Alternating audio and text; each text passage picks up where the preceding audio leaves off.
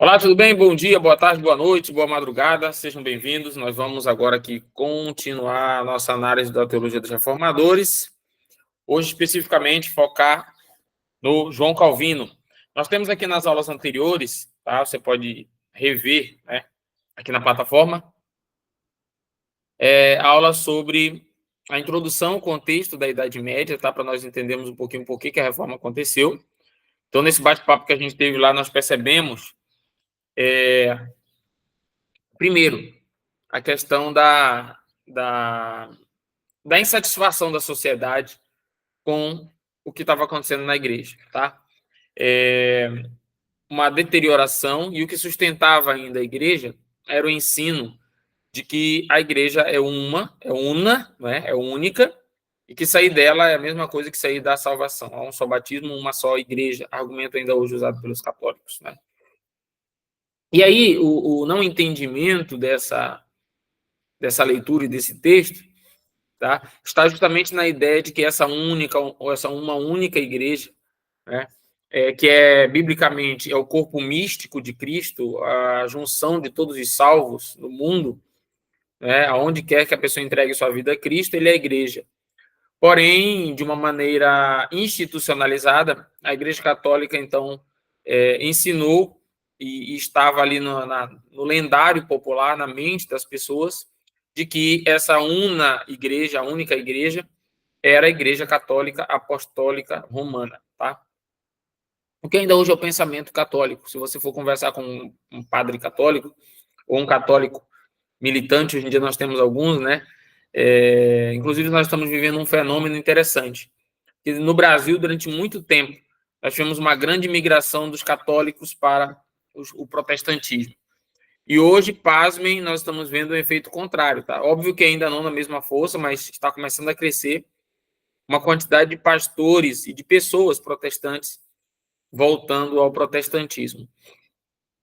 Graças a alguns eruditos católicos, com as mídias sociais, estão ganhando espaço, ao caso do padre Paulo Ricardo, né? E outros que ensinam sobre os princípios católicos e têm a coragem como que eu poderia dizer, de defender o catolicismo, né? Contra o protestantismo, acusando o protestantismo. E outra grande influência intelectual, embora já falecido, é o filósofo Olavo de Carvalho, tá? Que tem uma influência muito grande, inclusive no meio protestante, pelas questões filosóficas de maneira geral, tá? Porém, católico que era, e tem vários vídeos, então, aí combatendo o protestantismo de uma maneira intelectualizada. E como muita gente tem lido e visto os vídeos do Olavo de Carvalho, do padre Paulo Ricardo e outros, né, tem tido essa conversão de protestantes a católicos, o que há 20 anos atrás a gente não ouvia falar disso, né? Um ex-protestante sendo católico. O que a gente tinha eram nascidos católicos, não praticantes, que a hora que a coisa apertava, geralmente nas igrejas pentecostais, eles migravam, né? Aceitavam Jesus e migravam do catolicismo para o protestantismo, tá? Como nós tínhamos poucos intelectuais católicos para defender a teologia católica, né? Então, se for discutir Bíblia, geralmente um protestante ganha, né? Porque nós somos treinados desde cedo a ler a Bíblia, orientados a ler a Bíblia, instigados a ler a Bíblia, e aí, enfim, a questão ali da veneração dos santos, ou adoração dos santos, era o tema principal da discussão. Hoje em dia, entre os intelectuais católicos, o tema principal é a ideia da unidade da igreja e também a ideia de que o protestantismo teria trazido divisões e tudo mais. E pesa contra os protestantes os escândalos, né? Que não param de chegar toda hora aí no meio evangélico moderno, digamos assim, tá? Muito bem. Feitas essas considerações sobre o catolicismo, é importante voltarmos, então, agora para o contexto da reforma. Naquela época, tá? O mundo estava em transformação. Devido a essas transformações do mundo, começam a haver questionamentos sobre o poder papal centralizado, sobre a infalibilidade do Papa, sobre erros e abusos que o Papa cometia e a crença de que ele não deveria ser criticado. Por que ele não deveria ser criticado? Tá? Ah, mas ele é representante de Deus. Quem falou que ele é representante de Deus? O povo começa a ficar mais questionador, e com isso, então, nós vamos ver movimentos, né? O próprio incentivo à leitura, à cultura, à descoberta ali da imprensa, vai trazer um desejo, né, de cada um se informar. Junte-se a isso, ao renascimento cultural, à formação dos estados modernos e os nacionalismos presentes em cada país, né? O próprio alemão era nacionalista, o próprio Lutero era nacionalista alemão, tá? O próprio Henrique VIII vai fazer a reforma na Inglaterra, então a reforma na primeira geração ela não era uma reforma onde o indivíduo decidia. A nação tornava-se protestante. A Inglaterra tornou-se protestante, a Alemanha tornou-se protestante. Então, como os estados modernos estavam surgindo, em contrapondo aquele feudalismo medieval, onde os estados tinham pouquíssimo poder, tá? Quem mandava mais era o senhor feudal, na sua fazenda ali, digamos assim. Então, o nacionalismo aumentou e ajudou esse processo da reforma a acontecer. Okay?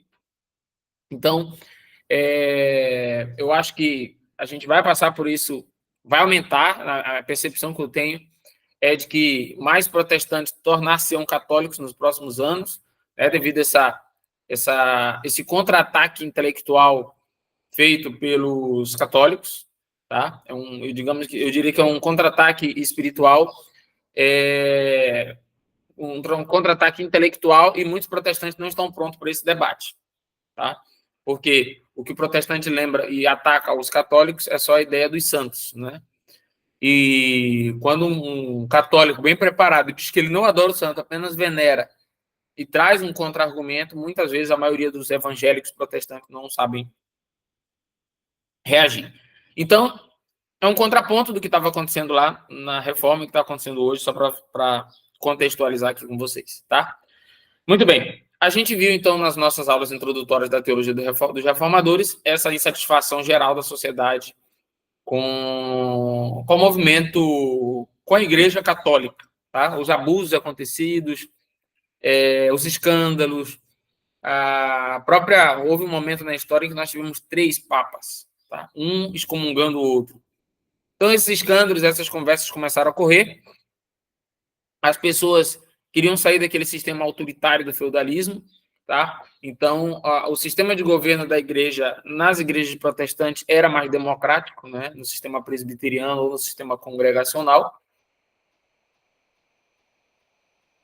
Então, isso deixava bem claro que o momento era outro. Agora era a hora de tornar-se protestante, era sair do catolicismo com aqueles abusos e autoritarismos, centralização do Papa, tá? Muito bem. Por isso, alguns reformadores vão se destacar. Nós estudamos já, primeiramente, o Martinho Lutero, né? Martinho Lutero é o clássico, quando fala em uma reforma protestante para qualquer pessoa, é o nome que vem à mente, tá? E ele fez a reforma na Alemanha, tá? Então, ele é uma pessoa de personalidade muito controvertida, né? Alguns biógrafos o enaltecem, outros o demonizam, dentro dessa ideia. Os católicos, obviamente, vão dizer que ele era louco, que ele, enfim, não batia bem, que ele era, enfim, estranho. E, de fato, se você, dependendo de quem foi o biógrafo do Lutero, você vai encontrar algumas coisas estranhas, realmente. Ele era uma pessoa muito explosiva, tudo mais, tá? Então, você pode entender de 2 maneiras. É devido a ele ser explosivo e querer brigar que a reforma aconteceu porque ele era um brigão, ou ele era a pessoa certa, no momento certo, com a personalidade certa, para enfrentar todo um sistema enrijecido, né? Que alguém mais frágil, alguém que queria ir mais para a conversa, não conseguiria enfrentar. Teria que ter alguém para bater na mesa, né? Dizer, não me retratarei, a menos que me provem pelas escrituras que eu estou errado, eu não posso ir contra a minha consciência. Porque os senhores, bispos e papas, já cometeram vários erros, tá? Então, a menos que me provem pelas escrituras que eu estou errado, não me retratarei. Então, a personalidade exigida naquele momento tinha que ser alguém assim, senão não aconteceria a reforma, tá? Não somente na sua fala, mas também nas suas escritas, ser muito incisivo. Foi o que Lutero né? A importância que ele teve para a reforma. Muito bem. Então, nós já vimos as características do reformador Lutero, está aqui nos outros vídeos, na plataforma, é só você assistir posteriormente. Muito bem. Nós vimos depois o Zwinglio, tá? Que ele é o terceiro, chamado terceiro homem da Reforma. Tá? Então, óbvio que os principais são Lutero e Calvino. Então, o Timothy George não coloca na ordem de importância, tá? Então, o Zwinglio seria ali conhecido como o terceiro homem da Reforma. Mas ele foi apresentado depois do Lutero, tá? O Zwinglio, ele tem uma característica, ele é o reformador na Suíça, né? E a característica especial do Zwinglio é que ele não é um discípulo de Lutero, né? Ele foi, para vocês verem como o momento histórico pedia, o momento cultural pedia, que sem nenhum contato prévio de Zwinglio com Armínio, Zwinglio com Lutero, para marcar, vamos começar a escrever sobre esse assunto, vamos começar a falar sobre isso, sobre aquilo, tá? Então, sem esse acordo, eles já começaram de fato, concordar em muitas coisas, né? E a reforma vai acontecendo simultaneamente na Suíça e na Alemanha, sem um acordo, para vocês verem como todo o contexto levava a isso. Okay? Então, uma característica de Zwinglio é essa, tá? Diferente do Calvino, que a gente vai ver aqui, que o Calvino bebe nas fontes de Lutero e a partir daí produz a sua própria teologia, tá? Mas o Zwinglio não. O Zwinglio estava meio que paralelo, no mesmo momento histórico, digamos assim. Desculpa, mas sem estarem juntos, né? Sem estarem, sem se reunirem pessoalmente, né? A não ser para brigar, né? Que a gente viu no final, para discutir sobre alguns assuntos, mas eles não planejaram a coisa aconteceu naturalmente, tá? Ou por coincidência ou por cristocidência, foi o mesmo momento histórico, ok? Muito bem.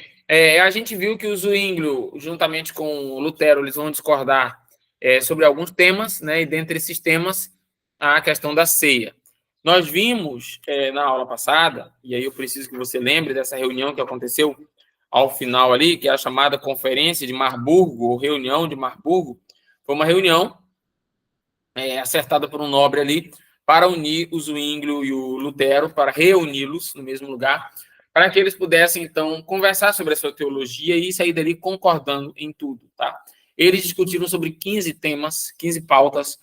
Das 15, em 14 eles concordavam, tá? Mas uma houve discordância. O que é que eles discordaram? Eles discordaram sobre a ceia, tá? Houve discordância, então, com respeito à ceia, com respeito à Eucaristia. E a discordância foi justamente que a Igreja Católica acreditava na transubstanciação, acredita ainda hoje.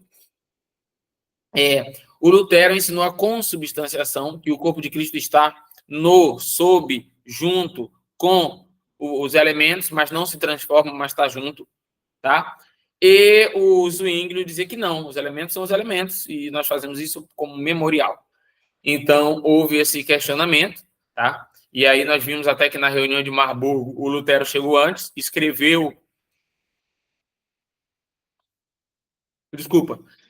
sobre a mesa ali, né?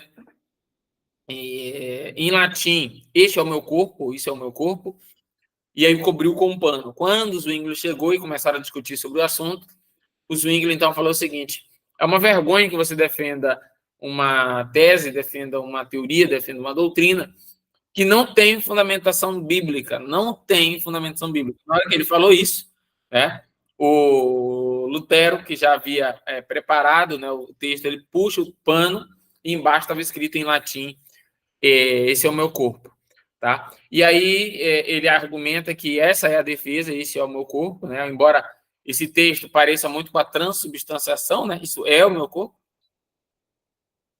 Mas o que há ali, de acordo com a defesa de Zwinglio, é que esse deveria ter outra tradução, deveria ser significat, tá?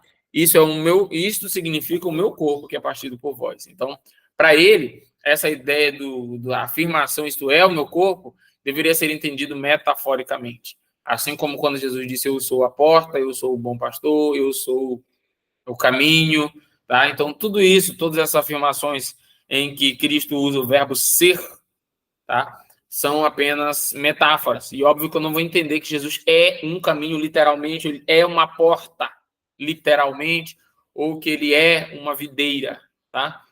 Então, Deveria entender dessa forma, tá? Para o Zwinglio, eu creio que essas informações de que não foi combinado, cada um ao seu espaço, começaram a escrever sobre coisas parecidas ou simultâneas, e também a discordância com respeito à ceia é o que vale para a nossa prova, tá? Então, uma questão possível cobrando Zwinglio, Lutero, pode ser essa ideia da ceia, ok? Então, tenho isso bem claro em sua mente. Muito bem. E chegamos, então, ao capítulo 4, onde nós falaremos sobre o João Calvino, propriamente dito, a partir de agora. Beleza? Muito bem. O Alexandre falou que, pelas características de Lutero, me faz lembrar o Olavo de Carvalho. Exatamente, o Lutero me faz lembrar também. O Lutero era meio grosseirão, não media as palavras, né? E aí, há momentos em que o contexto histórico, filosófico, etc., exige pessoas assim, né? Então, há momentos na política que exigem o grosseirão, né? Sem citar nomes, né? Então, tem momentos em que só o ser polido e politicamente correto não vai resolver. Então, foi mais ou menos, no meu entendimento, que aconteceu com o Lutero, né? Mais alguém tentando vir com argumentos filosóficos plausíveis, porém de maneira educada, porém com a palavra branda, me parece que não daria muito resultado. Já o Lutero era aquele que gritava, que explodia, colérico, né? E, enfim, foi o que o momento exigia, né? Muito bem. Porém, nós vamos ver agora aqui, estudando sobre o João Calvino, que a personalidade é diferente. João Calvino é um erudito, não que Lutero não fosse, tá? Mas um erudito no sentido da palavra, né? Mais polido, mais ético, né? Então, a gente vai perceber aí diferenças na personalidade, tá? E o que é normal acontecer, tá? Essas diferenças. Muito bem, então, capítulo 4, João Calvino. Vamos ver um pouquinho aí sobre a biografia, primeiramente, deste teólogo tão importante para a reforma, tá? Muito bem. O livro começa, então, contando um pouquinho sobre como Karl Barth, em 1921, foi fazer um estudo para a Universidade de Göttingen, certo? Sobre os reformadores, e ao chegar em Calvino, ele se surpreendeu, tá? Porque ele disse que o Calvino é uma catarata, uma floresta primitiva, um poder demoníaco, algo vindo diretamente do Himalaia, absolutamente chinês, estranho, mitológico. Enfim, vários adjetivos aqui que são usados pelo Karl Barth para dizer que é difícil estudar o Calvino devido à quantidade gigantesca de volumes e à sua erudição, tá? Então, Karl Barth, que era um homem muito culto, né, estava dizendo que estava difícil estudar Calvino, né, devido à quantidade de materiais, quando ele foi, de fato, atrás, né, pesquisar. E é geralmente o que acontece com João Calvino, tá? João Calvino é um dos personagens da história que mais sofre com a questão do estereótipo, né? Então, quando se fala de Calvino, se lembra de duas coisas. Ele mesmo vai dizer aqui, primeiro, da predestinação, e segundo, que ele permitiu a morte ou matou o Serveto, Miguel de Serveto. Então, é isso que a gente vai ouvir, né? Só essas duas pechas. Porém, há muito mais a ser dito de João Calvino nessa ideia, tá? Muito bem.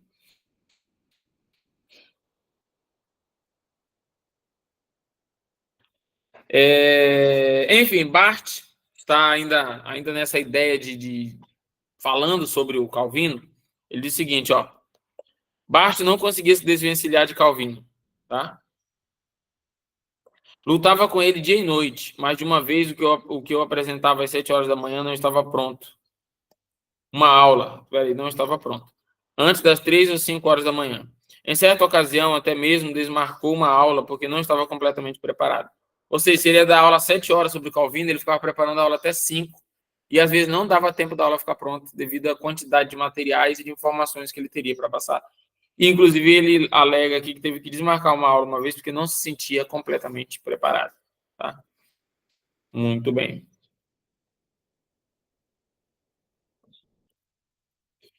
Vamos lá, então, o irmão de Karl Barth, tá? O Peter Barth, falou certa vez que a pertinência de Calvino para nossos tempos nos deixa perturbados. Ou seja, os escritos de Calvino que haviam sido escritos 4 séculos antes, na época do Barth, hoje para nós 5 séculos antes, né? ser tão pertinente o assustava, né? Como pode alguém que escreveu escritos há 400 anos atrás, os escritos dele são tão atuais para nós, tá? Então, isso assustava o Barth, né? Os irmãos Barth, já que havia o Karl Barth e o Peter Barth, é isso? Acho que é esse o nome dele. Muito bem, muito bem, muito bem, muito bem. Deixa eu ver aqui o que mais tem para falar desse início aqui do Calvino. Muito bem. Pessoal, então, vamos avançando aqui. Karl Hall, né, famoso estudioso de Lutero, certa vez se referiu a Calvino como o maior discípulo de Lutero. Os dois reformadores nunca se encontraram pessoalmente. Então, uma informação importante aí, tá? Dentro daquela perspectiva que eu falei no início, tá? Embora Calvino tenha bebido na fonte de Lutero, eles não se encontraram pessoalmente, tá? Mas ele leu os escritos, tá? Pois é, Sidney. A diferença é que o Barth conseguia dar aula, né? É que o Barth tem a qualidade do Barth. Então, olha aqui, pessoal. Ao contrário de Zwingli, eu anotei isso aqui para vocês lembrarem, porque eu achei isso aqui interessante, tá? Ao contrário de Zwingli, Calvino nunca declarou ser teologicamente independente de Lutero, tá? Ao contrário de Zwingli, Calvino nunca declarou ser teologicamente independente de Lutero. Então, essa informação é importante, tá? Nós temos Lutero, dependente de Lutero, né? Dependente, como eu digo, no sentido de ter bebido nessa fonte, de ter lido os escritos, de ter estudado a obra. Né? Nós temos Calvino. E Zwingli paralelo a Lutero e Calvino. Tá? Paralelo no sentido de uma outra linha aqui. Tá? Eles até vão ter encontro, como eu já disse no final, para discutir algumas coisas, mas não há uma relação mútua entre eles no início da obra. Tá? Há depois, óbvio, que um leu escritos do outro. Tá? Mas não há influência a princípio. Tá? Entre Zwingli e Lutero, mas entre Lutero e Calvino, sim. Tá? Então, Calvino nunca declarou ser independente de Lutero. Ele reconhecia alguma dependência. Ok? Muito bem, muito bem, muito bem. A grande realização de Calvino foi tomar os conceitos clássicos da Reforma, sola gratia, sola fide, sola escritura, e dar uma exposição clara e sistemática. Não sei se vocês lembram, mas a gente conversou, quando tivemos a aula de Lutero, de que o Lutero ele não chegou a escrever uma confissão de fé, uma declaração de fé. Nós temos uma confissão chamada Confissão de Augsburgo, tá? Mas que não foi inteiramente escrita por Lutero. Foi baseado nos escritos de Lutero, tá? Mas que não é tão aprofundada como o Calvino fez, né, na obra As Institutas da Religião Cristã, que a gente vai já falar sobre essa obra, tá? Então, o fato de ter deixado escrito, e aí eu abro um parêntese aqui, tá, pessoal? Daqui a 100 anos, 200 anos, ninguém vai lembrar o que nós falamos, tá? O que fica para a posteridade, historicamente, é o que é escrito, tá? O que é escrito, tá? Pelo menos sempre foi assim em toda a humanidade, né? A gente comenta e estuda os escritos dos antepassados, os livros dos antepassados, tá? É óbvio que eu não sei se daqui a 100 anos, ao invés de livros, vão estar estudando os programas de TV antigos, os canais do YouTube antigos, não sei, tá? Isso pode acontecer. Isso pode acontecer porque é algo nunca jamais visto na história da humanidade, né? A gente está escrevendo na nuvem, aí fica gravado para a posteridade, ok? Então, isso que vocês estão falando aí, talvez aconteça, mas jamais aconteceu até agora, né? De uma geração se alimentar da outra. Perceba que a nossa geração, nós, mais de 30 anos, nós não nascemos nesse mundo digital, né? Nós nos adaptamos. Os nossos filhos estão nascendo nesse mundo, tá? Então, quem sabe eles vão produzir bem mais que nós para esse mundo digital, né? E quem sabe as próximas gerações terão como consulta os blogs, né? Os sites, e quem sabe aí os canais aí de aula do YouTube, alguma coisa assim, tá? Mas será pela primeira vez na história da humanidade. Sempre na história da humanidade, os canais de consulta são os escritos, livros, certo? Livros, livros, livros. Mas não estou dizendo que não acontecerá, isso pode acontecer, tá? As próximas aí. Mas por que eu estou falando isso? Porque o Calvino é tão importante? Embora ele não tivesse, quem sabe, a mesma vivacidade de eloquência na defesa oral dos seus argumentos, mas ele tinha uma capacidade de escrita muito forte, muito grande, e ele deixou, então, ali, por exemplo, a obra dentre outras obras, as Institutas da Religião Cristã, e vai ser um marco, né, um divisor de águas para a reforma, né, um material escrito fundamentando aquilo que estava acontecendo. Então, é importante escrever alguma coisa, beleza? Então, vocês já estão escrevendo nas redes sociais, mas se puder escrever, vai que a próxima geração volta para os livros, né? Então, é bom escrever nas redes sociais e, quem sabe, num livro também. Muito bem, muito bem, muito bem, muito bem, muito bem. Deixa eu ver aqui o que mais. Então, o importante essa informação, o Calvino era dependente de Lutero, baseou-se então nos solas ali, sola gratia, sola fide, sola escritura. Tá? Muito bem, muito bem, muito bem, muito bem. O homem por trás do mito, tá? O Timothy George começa então agora aqui a descrever o homem, a humanidade, a biografia do Calvino, tá? Primeiro ele alega que há estereótipos colocados sobre o Calvino, né? E aí acho que a gente vai concordar com isso. Quando a gente fala de João Calvino, nós lembramos de duas coisas, como eu já disse, né? A predestinação e a morte do Serveto, que foi queimado vivo lá em Genebra. Então nós temos essas duas lembranças, tá? E aí, graças a esses estereótipos lançados sobre o Calvino, tá? Aí os próprios ataques dos romanos, né, da Igreja Católica, ao Calvino, e os próprios liberais que vieram depois, gera-se dois sentimentos com respeito ao Calvino. Página 197 do livro físico, tá? No PDF eu não sei qual é a página, mas se alguém puder confirmar aí. O homem por trás do mito, aí ele começa a explicar nesse capítulo. Existem dois sentimentos com respeito ao Calvino. Quais são esses dois sentimentos? Calvinofobia, página 167 aí do PDF, obrigado. Calvinofobia ou calvinolatria, tá?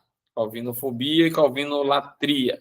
Essa linguagem do Timothy George me parece ter inspirado o Hernandes Dias Lopes de alguma forma a usar esses sufixos aqui, né? Latria e fobia, para quando ele fala sobre os números, né? Ele fala sobre a Igreja Reformada no Brasil e aí ele fala que a Igreja brasileira tem dois erros, né? A numerofobia e a numerolatria, né?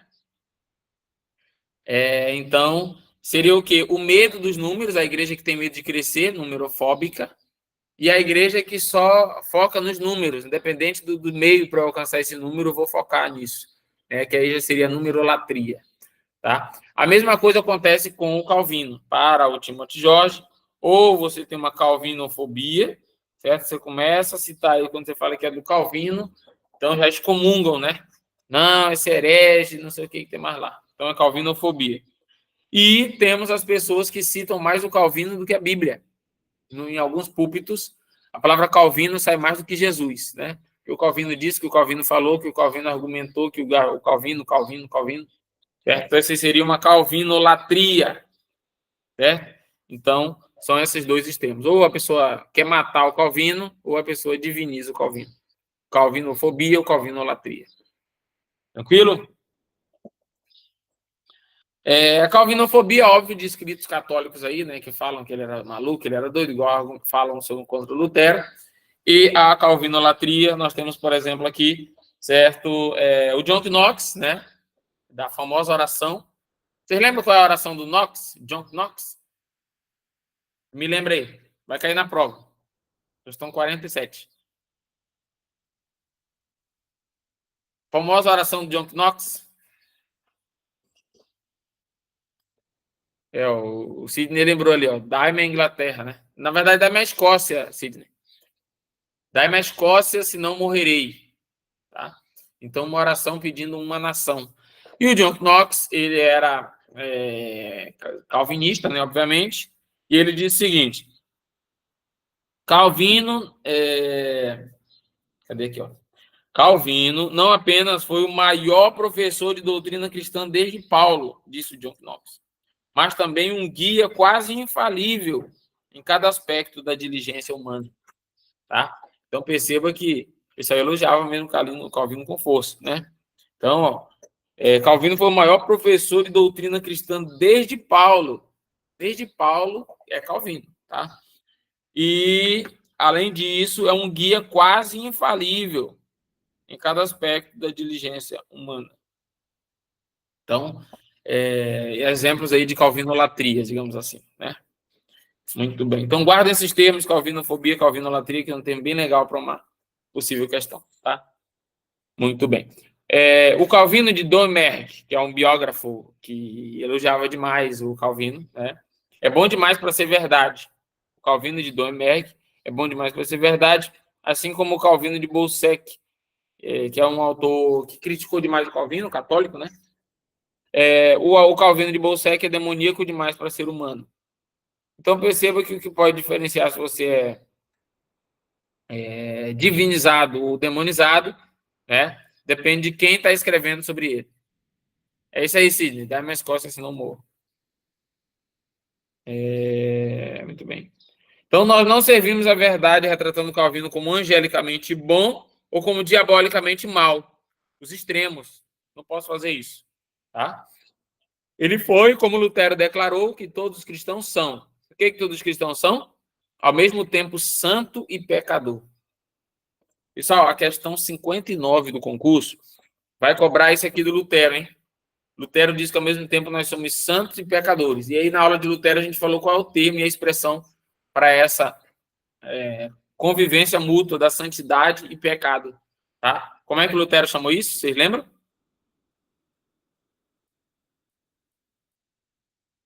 Alguém lembra? Nós somos ao mesmo tempo santos e pecadores, juntos, simultaneamente. Paradoxo, porque para eu ser santo e pecador é um paradoxo, né? Como que eu poderia dizer? É uma palavra que para eu interpretar é complicado. O paradoxo é isso, né? É quando eu junto na mesma frase coisas difíceis de entender, contrárias em si, tá? Então, paradoxo tem outra palavrinha. Paradoxo da simultaneidade, tá? É o que Lutero chamava. O que é o paradoxo da simultaneidade?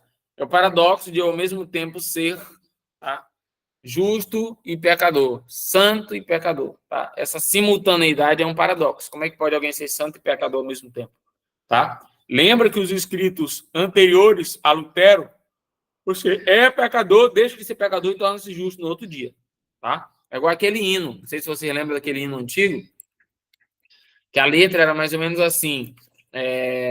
Eu não lembro o ritmo, mas a letra é: eu era um bêbado e vivia drogado, hoje estou curado, encontrei Jesus, encontrei Jesus, encontrei Jesus.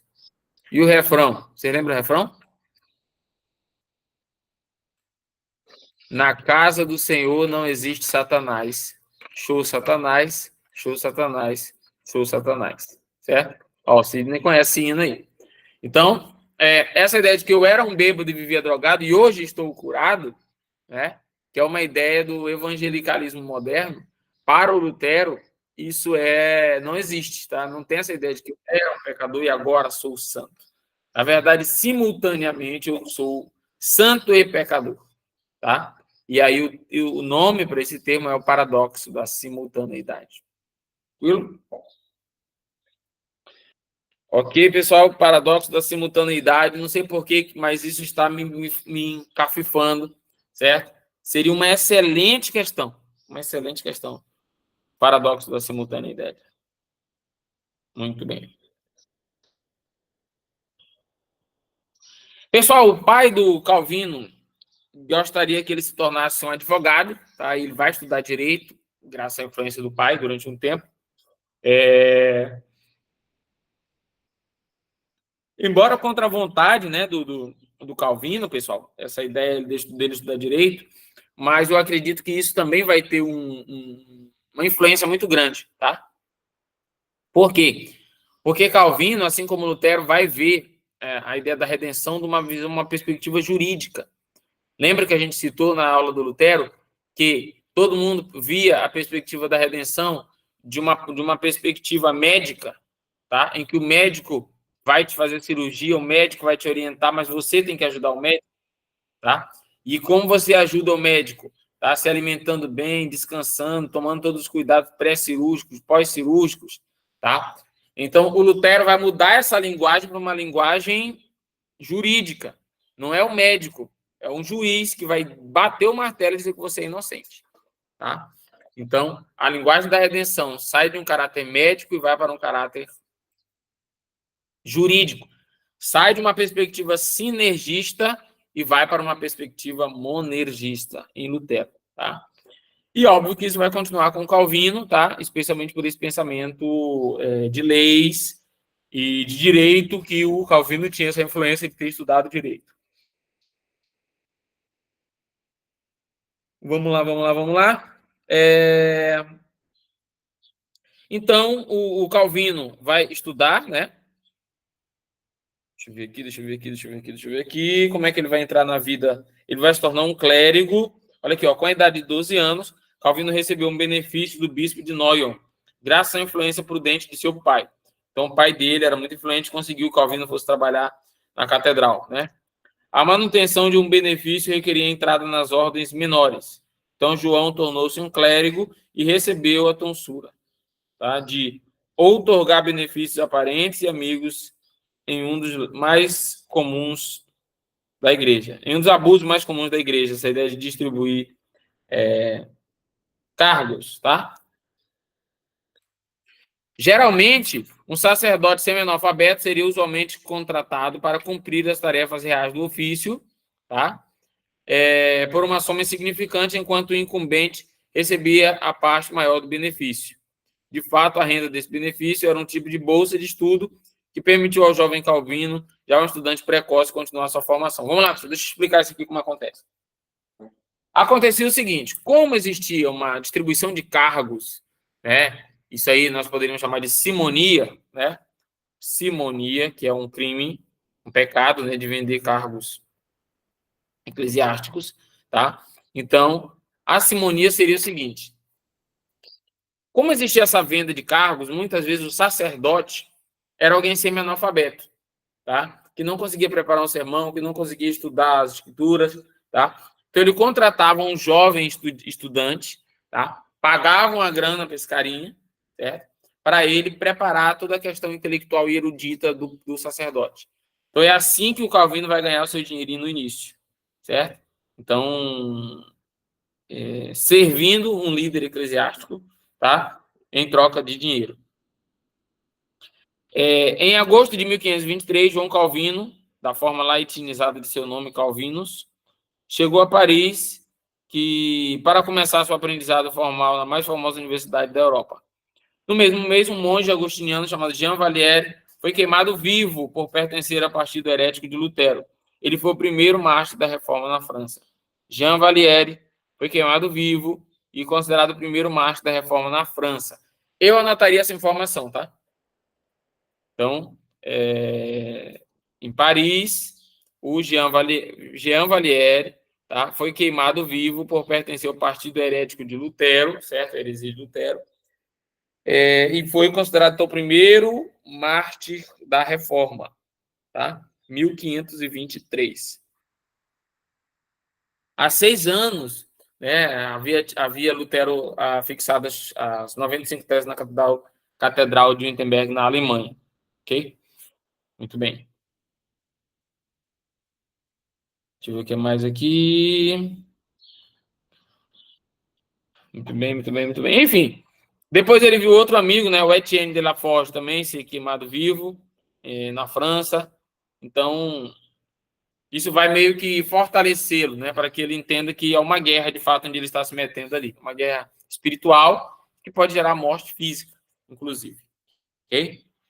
Muito bem. Ele vai citar depois, então, esses 2 episódios de perca de amigos ali, como uma coisa que vai favorecer, né? Que ele vai, como que eu poderia dizer para vocês? Vai fortalecer a teologia dele. Ok? Muito bem.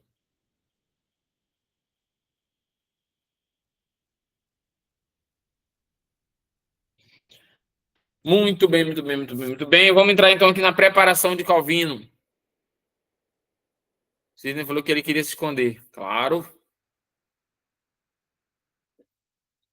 Meu amigo, a morte todos temem.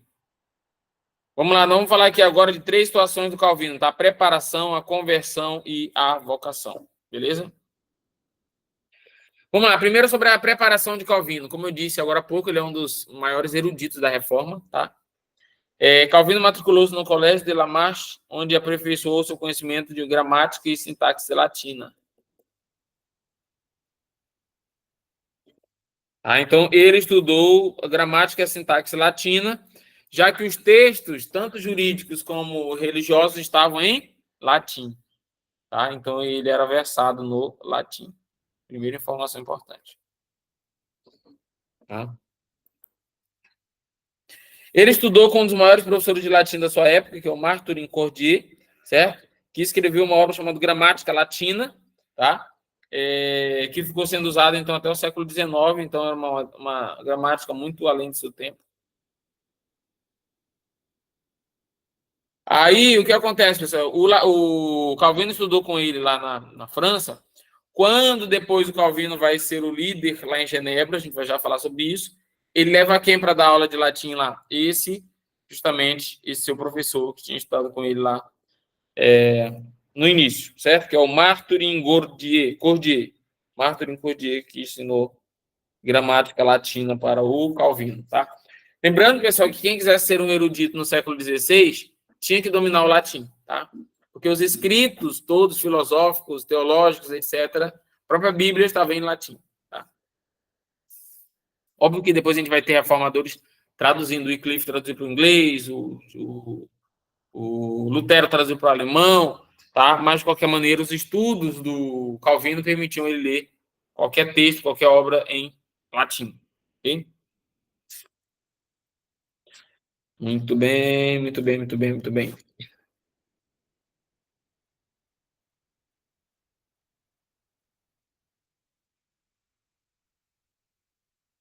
Muito bem, depois, né, o Calvino vai chamar o Cordier para dar aula lá em Genebra, de latim. O Calvino, então, primeiramente aprendeu gramática latina, logo depois ele se transferiu para o Colégio de Montaigne, certo? Famosa escola conhecida pela disciplina severa e pela péssima comida. Erasmo, que estudou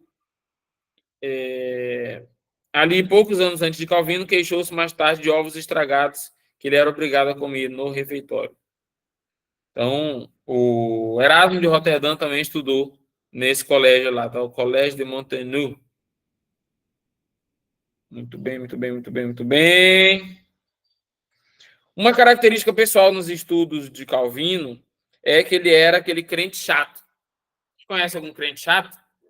Olha só o que o Timóteo Jorge fala. Ele era um rigoroso censor de tudo que era vicioso em seus companheiros. Ou seja, se ele estivesse em grupo, ele estaria corrigindo as pessoas o tempo todo. Não fala isso. Não é bom você falar isso, não. Isso aí é pecado.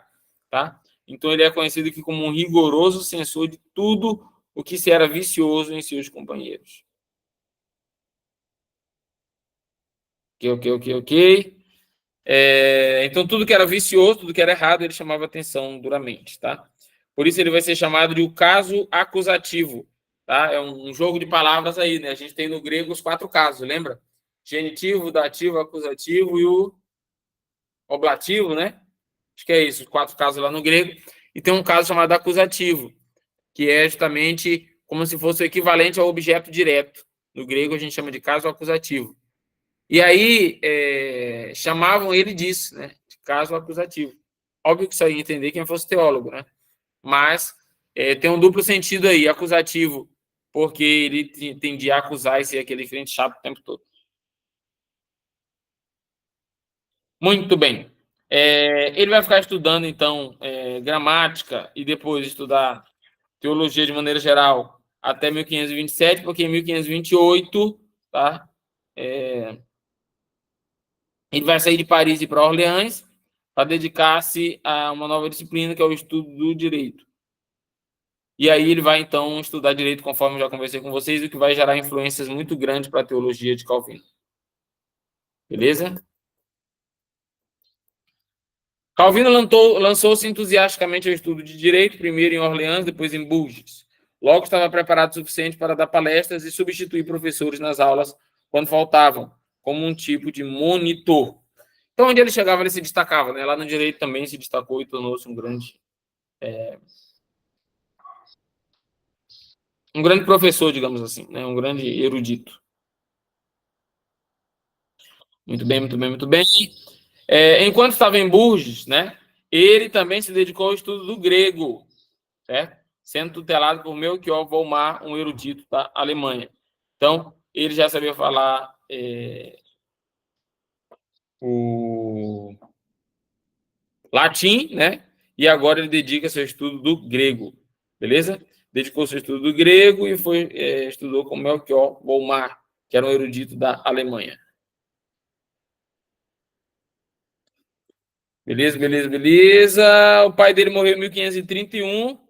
Quando o pai dele morreu em 1531, ele sentiu-se livre para deixar o estudo do direito, tá? Por sua verdadeira paixão, que era a literatura clássica. Então, ele estudou direito enquanto o pai esteve vivo, era um desejo do pai, tá? Mas assim que o pai morreu, ele abandona o curso de direito e dedica-se então ali às literaturas clássicas e à teologia, que era o que ele gostava de fazer.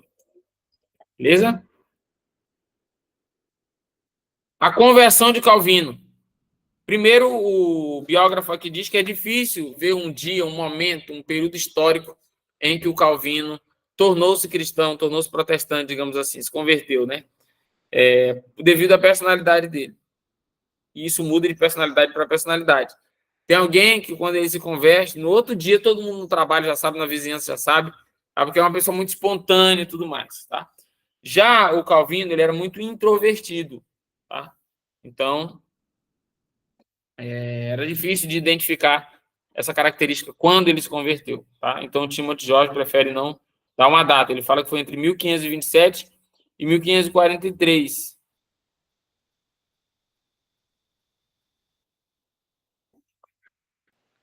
Não, aqui, ó. 43 ou 34? 34. As suposições vão de 1527 até 1534, desculpa. Então, foi nesse período aí, provavelmente, que houve a conversão do Calvino. Beleza? Isso acontecia, essa dificuldade, né, de marcar a data, devido à sua tendência natural à timidez e à introspecção, tá? Então, ele era muito tímido e muito introspecto, como é comum aos gênios, né? Então, eu não sou muito tímido, por isso não sou gênio. Talvez se você não é um gênio, é porque Deus te deu essa espontaneidade. Os gênios geralmente são mais tímidos e introspectos, tá? É porque é o seguinte, pessoal. Ou Deus te dá o desenrolo, os cariocas vão entender, ou te dá uma erudição acima da média. As duas coisas não. Aí tá de brincadeira, né? Então, Deus equilibra as coisas. Quando ele faz a pessoa ser um gênio, aí a pessoa é travado socialmente, né? E quando a pessoa é desenrolado, carioca esperto, né? Geralmente não é um erudito, né? Geralmente, vocês são exceção à regra, os cariocas que estão aqui, né? Os cariocas que estão aqui são uma exceção à regra. Muito bem. Ó, vocês ainda tá falando aí, pastores têm que ser carismáticos, né? Pois é. E a gente vai ver aqui que o Calvino depois vai desenvolver essa parte. Eu falei que Deus não dá de nascimento, Sidney, mas a gente desenvolve isso depois, né? Desenvolve depois. Vamos lá. O João Calvino escreveu um pouco sobre a sua conversão, né? Mas já de forma tardia. E aí tem um texto aí na página 202 e 203 do livro Físico, né? Em forma de poesia ali, em que ele escreve um pouquinho sobre o que aconteceu com ele quando a sua conversão, tá? Ó, a Viviane falou que queria ser gente. Ó, Viviane, se você fosse gente, você não ia ter o desenrolo, entendeu? Carioca esperto, tal. Uma coisa ou outra. Vamos lá, 3 importantes tendências da religiosidade e da personalidade de Calvino são evidentes nessa recordação reveladora. Em primeiro lugar, via sua conversão como resultado da iniciativa divina. Deus mudou meu coração. Pois é, assim, né? Geralmente os gênios não estão nem aí para a aparência, né? Geralmente o estereótipo de um gênio é um velho com cabelo para cima, né? Sem se preocupar com nada, só focado ali nas pesquisas. E geralmente é antissocial, porque uma conversa, um bate-papo, é perca de tempo no cérebro do gênio, né? Rapaz, eu estou conversando aqui sobre o Flamengo, rapaz, eu podia estar estudando grego, Estou aqui falando que o Tite é um péssimo técnico. Estou aqui falando que o Diniz foi demitido do Fluminense. Estou perdendo tempo aqui. Enquanto que tem gente que gosta de falar, né? Rapaz, você viu lá como é que foi aquele jogo?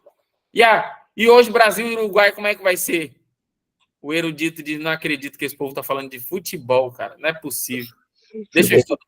Se for falar de futebol, realmente eu sou um gênio, porque eu não entendo nada de futebol. O pessoal começa a fazer. Todo mundo gosta de fazer uma piada, de falar, e aí eu acabo rindo, eu fico assim, alienado, né? Parece que estou em outro mundo.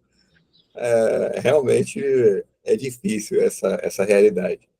Eu acho que essa erudição, né, para a gente que está estudando para concurso, geralmente tende a ficar mais isolado, não tem tantos amigos, todo mundo sente falta, começa a questionar. Eu acho que é uma realidade comum aí a quem acaba se isolando para os estudos de concurso, né? Pelo menos durante esse período.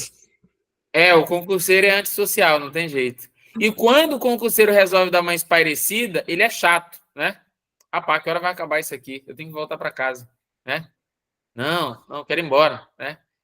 Então, acho que tem a ver com isso aí. Vamos lá. Mas o concurseiro é por pouco tempo, né? O Calvino era sempre. Quando o Calvino escreve sobre a sua conversão, ele cita uma frase que vai nos dar uma pista da teologia dele. Olha o que ele diz: Deus mudou o meu coração. Lembra que a gente conversou na última aula sobre o exemplo que eu dei da Bíblia de Estudo Pentecostal, explicando Romanos 9 sobre predestinação? E na Bíblia de Estudo Pentecostal fala que a predestinação é um barco, que é o barco da predestinação, e quem sobe no barco está predestinado. Então o barco vai navegando e jogando botes salva-vidas e cordas para quem quisesse subir. E aí eu falei naquela oportunidade que eu entendo a colocação da Bíblia de Estudo Pentecostal, só que ela falha em um detalhe, né? Que me perdoe, pastor Antônio Gilberto, não sei se foi ele que escreveu isso, mas o problema ali não é só passar o barco e jogar a corda, porque tem que mexer também com a vontade da pessoa que está se afogando, porque a pessoa que está se afogando não quer entrar no barco, ela está xingando o barco, cuspindo no barco e amaldiçoando o barco. Então Deus, além de mandar o barco, a corda e o salva-vida, tem que mexer na vontade do cabra que está se afogando. Tá? Então, por isso que o Calvino disse aqui, ó, Deus mudou meu coração. Tá? Tem um hino da Cristina Mel, e esse é hino mesmo, né? Agora eu citei outro que não era um hino, mas tem uma música da Cristina Mel, não sei se vocês conhecem a Cristina Mel, uma cantora antiga, que era Jesus Cristo mudou meu viver. Lembra desse? Jesus Cristo mudou meu viver. O que mais? Alguma coisa assim, né? Cristo deu-me paz e perdão. Sim, Jesus. É a luz que ilumina meu ser. Então, a luz que ilumina meu ser, ele mudou o meu ser, né? Ele mudou o meu coração. A iniciativa foi dele. Então, Deus mudou o meu coração, é uma perspectiva monergista ou sinergista, pessoal? Sinergista, né? Monergista. Vamos lá. Mono no grego é um. E sinergia é uma junção. Então, daí foi só Deus que fez tudo, né? Tá certo, só Deus. Então, monergismo só há um autor, um ator e autor e, enfim, trabalhador na salvação, que é Deus. Tá? Não há participação humana, a participação humana é passiva. Já no sinergismo, tá? Nós temos uma ideia de que há uma junção de forças. Tá? Deus faz a parte dele, eu faço a minha. Beleza? Então, para o Calvino e para a primeira geração de reformadores, só Deus age. Tá? E por que eles focavam tanto no sinergismo, pessoal? Porque o pensamento católico medieval, especialmente tomista, tá? São Tomás de Aquino, era um pensamento sinérgico, tá? E essa sinergia era Deus fez a parte dele, eu tenho que, com as boas obras, com a penitência, fazer a minha parte. E contrapondo a essa participação do ser humano na salvação, os protestantes vão para o outro extremo, né, que é o monergismo. Só Deus trabalha, tá? Então, cuidado com esse termo, monergismo, só Deus atua na salvação. Sinergismo, Deus e eu e Deus, tá? Então, eu diria então que esse hino aí, eu acho que é da Cristina Mel, né? é antigo aí, ele é monergista, nesse sentido. Então, o Calvino disse, Deus mudou o meu coração. E aí a gente percebe, então, que a iniciativa da salvação é divina, o que vai ser um pilar da doutrina de Calvino, tá? Muito bem.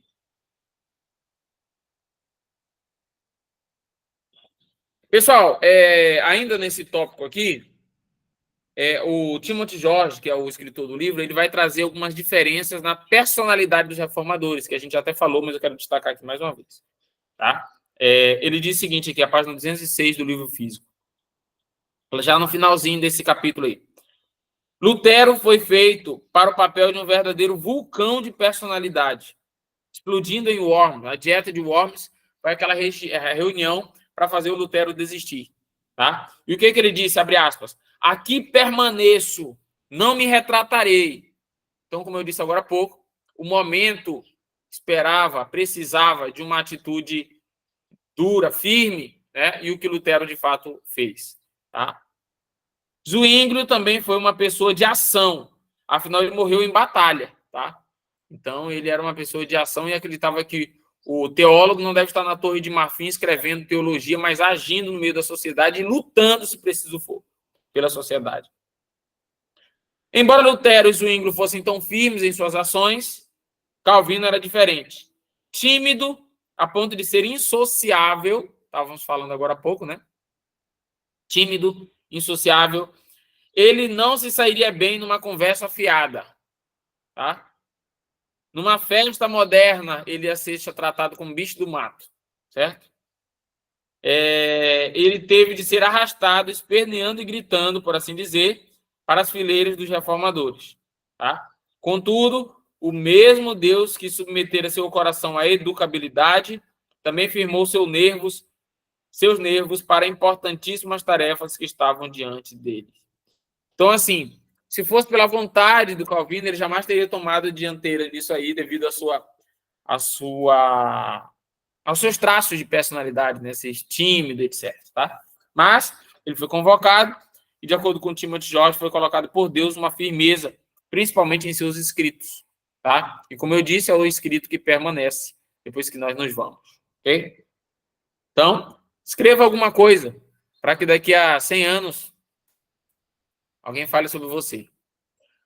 Sidney falou, a maior parte dos louvores hoje é monergista. Deus faz tudo e o ser humano nada. Se eu cair, sua mão me levantará. O que acontece, Sidney? O que acontece nessa ideia do sinergismo do Calvino é relacionado à salvação, né? Uma coisa que geralmente acontece nas discussões, e vou abrir um parênteses aqui, lembrarei de fechá-lo, é justamente que em toda discussão a pessoa não discute contra a ideia do outro, mas contra o espantalho feito do outro. Então, os gregos, em sua argumentação, em seus cursos de retórica, que geralmente os políticos fazem, tá? Como vencer uma discussão? Você cria um espantalho da tese do outro e bate no espantalho, não na tese do outro. Tá? Ainda mais se alguém estiver assistindo essa discussão, como é o caso aí nas redes sociais. Né? Então, você cria o espantalho e bate no espantalho. Infelizmente, é isso que às vezes acontece. Tá? Isso acontece na discussão protestante versus católico. Se você for discutir com um católico, geralmente uma discussão desonesta, obviamente, você faz o espantalho do católico. Né? O católico é ignorante, é supersticioso, adora imagens, acredita que o Papa é inerrante, beija o pé do Papa, enfim, tá? É superficial, não lê Bíblia, tudo isso são estereótipos, não necessariamente é uma verdade, tá? E aí o católico vai criar também o estereótipo do protestante. O protestante é louco, tá? Dá dinheiro para pastor, enfim, é histérico, grita muito, tá? Embora a gente saiba que nem todos são assim, mas é o estereótipo que foi criado. Então, geralmente, principalmente nas discussões de rede social, de mesa de bar, de fila de banco, de conversa entre amigos, a discussão é no estereótipo, tá? Nunca é na verdade, tá? Nunca é na verdade, ok?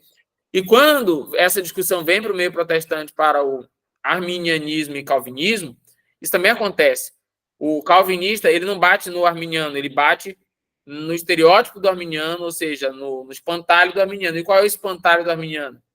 É o pelagianismo. Tá? Então, alguém me explica aí, qual seria a diferença do pelagianismo para o arminianismo? Nessa ideia de salvação. O que seria a diferença? Alguém se arrisca? Pelágio? O Pelágio ele não acreditava no pecado original, não era?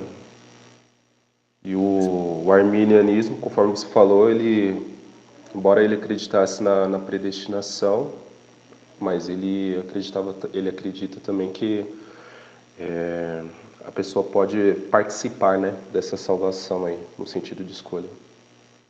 Exatamente. O que diferencia, então, o pelagianismo do arminianismo é que no pelagianismo não há participação. É como se fosse o seguinte: no pelagianismo, o jogo começa 0-0. Tá? No pelagianismo, você vem ao mundo zerado, você vem ao mundo sem nenhum déficit. Tá?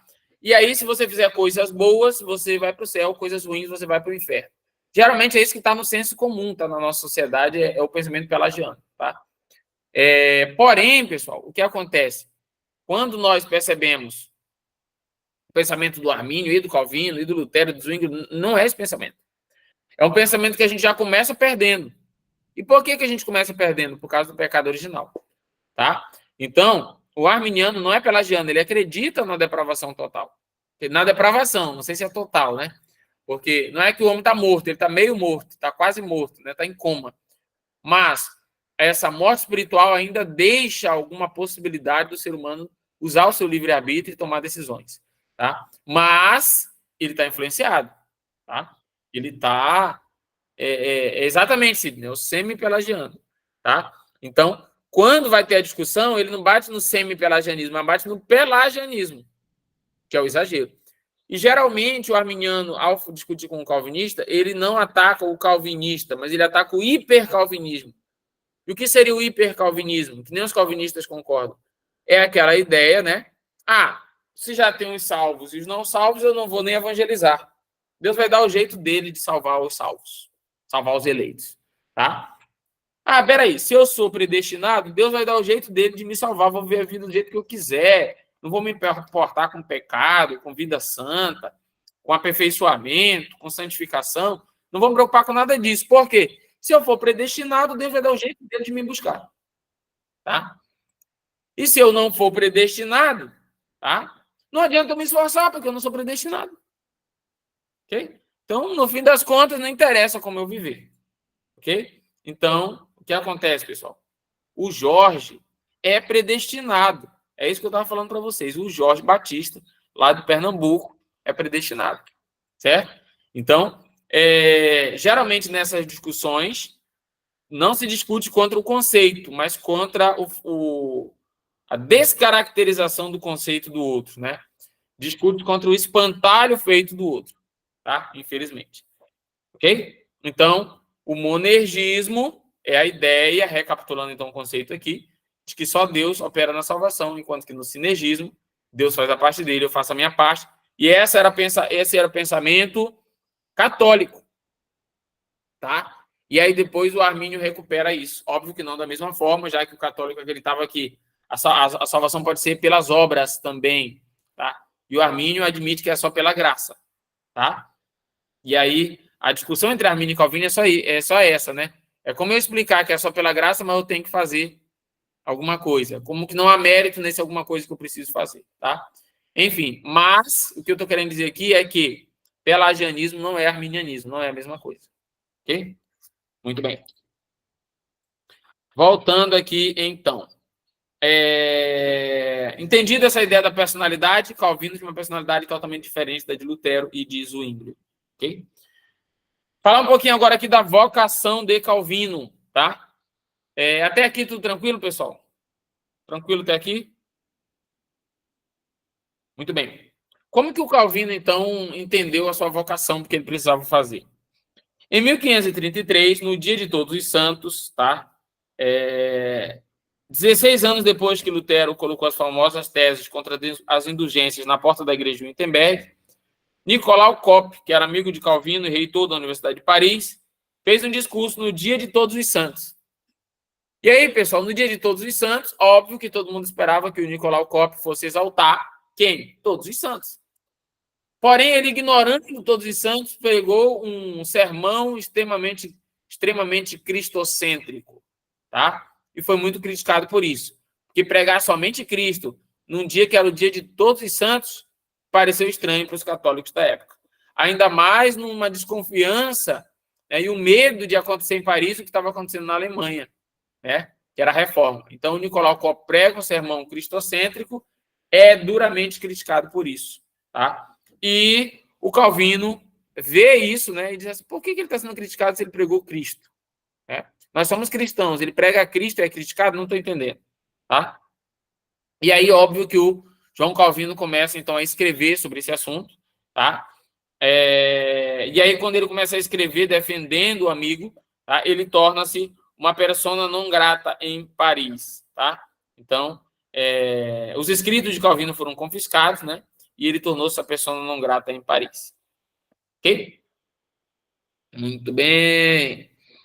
Daí, o Nicolau Cop, juntamente com Calvino e outros protestantes mais maduros, depois, tá, começaram a criticar a missa na França, tá? Os seus adornos, o toque dos sinos, as unções, os cânticos, os cerimoniais, as velas, os incensos, os véus, tá? Ou seja, todo esse aparato litúrgico presente na missa deveria ser abandonado, segundo eles, tá? E voltar a uma mensagem extremamente simples, tá?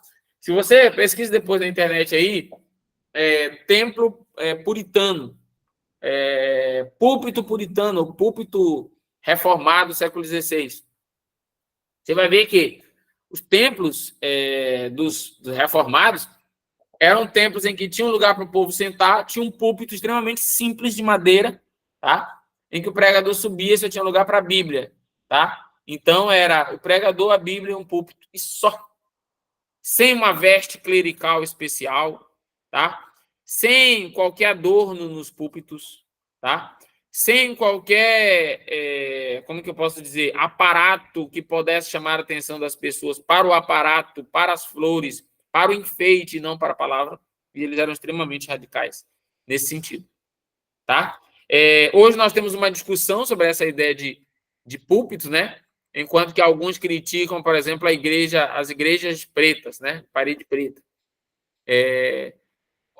O objetivo dessa igreja de parede preta é fazer com que a iluminação vá no pregador e o foco fique no pregador. É isso? Pelo menos que eu entenda, é isso.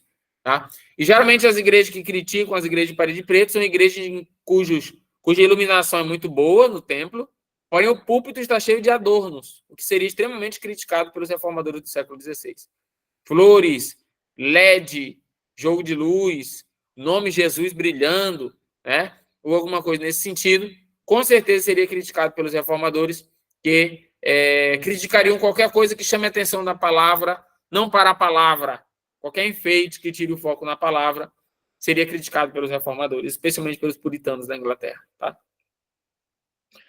Enfim, mas essa ideia de criticar toda a pompa da missa foi desenvolvida, então, ali por Calvino e pelos reformadores franceses. O Lutero não atacava muito isso, né? Tanto que até hoje as igrejas luteranas usam, né, a batina e tudo mais, o reverendo luterano usa, tá? Já na França, a reforma foi focando nessa ideia de que eu não preciso ter uma roupa especial que distingue os leigos dos sacerdotes, tá?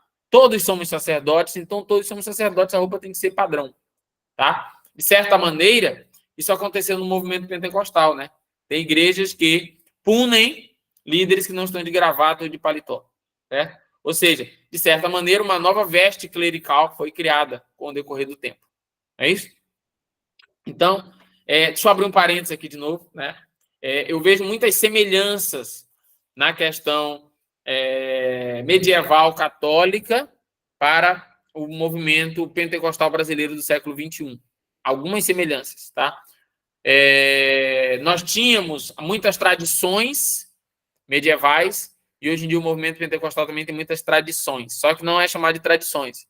É chamado de... O que chama-se as tradições do movimento pentecostal? Talvez vocês que estão aí, dependendo da cidade, não tem mais. Mas ainda tem muito no Nordeste, no Norte, no Centro-Oeste. As tradições pentecostais. Costumes, exatamente, Felipe. Usos e costumes, tá? Então, é o equivalente à tradição. Outra coisa, a Igreja Católica tinha o Papa, que os protestantes disseram, não, as escrituras estão acima dos papas. Dependendo do estado que você for, a Igreja Assembleia de Deus tem o seu Papa, tá? Não é um Papa, são muitos papas, um por estado, tá? Seus bispos, os seus líderes inquestionáveis, tá? Os seus pastores que nunca saem do poder. A CGADB, o pastor José Wellington, ficou 24 anos presidente e passou depois a liderança para o seu filho, José Wellington Júnior. Tá? Se você pergunta a Assembleia de Deus em Pernambuco, pastor José Ailson, a Assembleia de Deus na Paraíba, pastor José Carlos de Lima, a Assembleia de Deus no Mato Grosso, pastor Sebastião, que já faleceu, e o filho assumiu. Então, você percebe que os estados têm os seus papas. Tá? Então, muita coisa é parecida. Mas fecha parênteses. Então, a reforma na França, ela é uma reforma que batia contra essas liturgias enfeitadas, né? E a ideia era que a mensagem tinha que ser o mais simples, o culto tinha que ser o mais simples e objetivo possível, focado, obviamente, nas escrituras. Ok? Muito bem.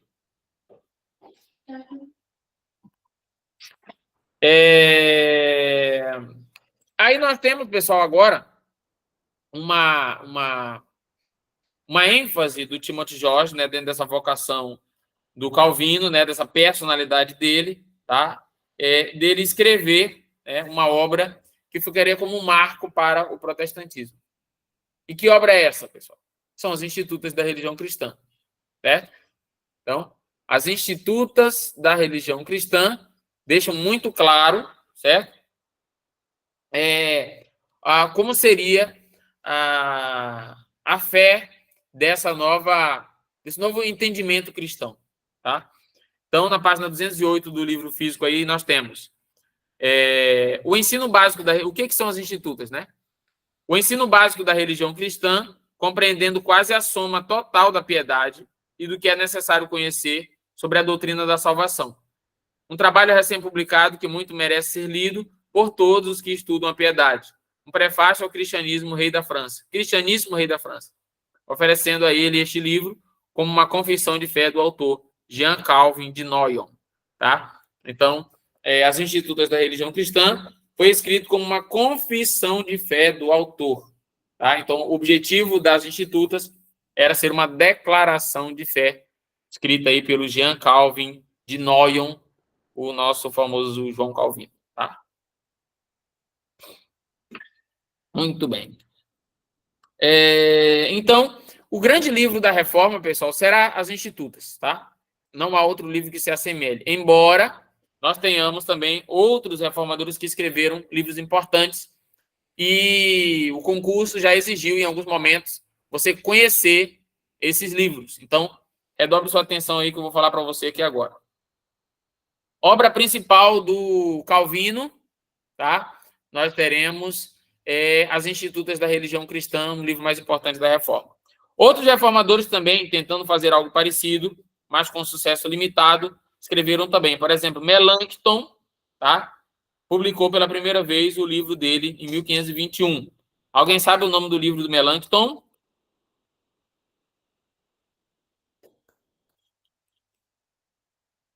Vai ser a questão 58.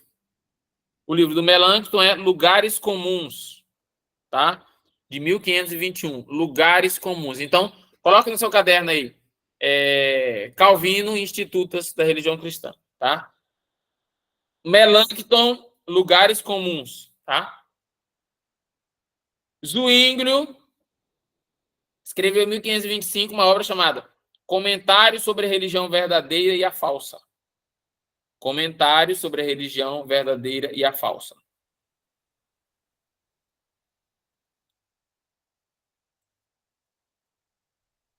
E o Guilherme Farel escreveu uma obra chamada de Resumo, tá? Em que era um resumo da teologia evangélica em francês, tá? Então, recapitulando. João Calvino, Institutas da Religião Cristã, tá? O Lutero, a gente pode dizer que foi a tradução, a parte literária dele foi traduzir a Bíblia para o alemão, tá? O Melanchthon, Lugares Comuns, o Zwinglio, Comentário sobre a Religião Verdadeira e a Falsa, e o Guilherme Farel, Resumo de Teologia Evangélica, tá? Anotaram? Anotaram? Beleza? Então, isso é importante, saber a obra principal de cada um deles. Retornaremos à história das institutas, que foram crescendo por meio de muitas revisões, desde aquele modesto livreto de 1536. Então, começou com um livro curto, e cada vez o Calvino foi criando novas edições, aumentando, depois aumentando, depois aumentando. Então, hoje ele é um livro gigante, em português, eu acho que, pelo menos na edição aqui que eu tenho, 2.800 páginas, tá? Então, ele começou pequeno e foi crescendo, tá?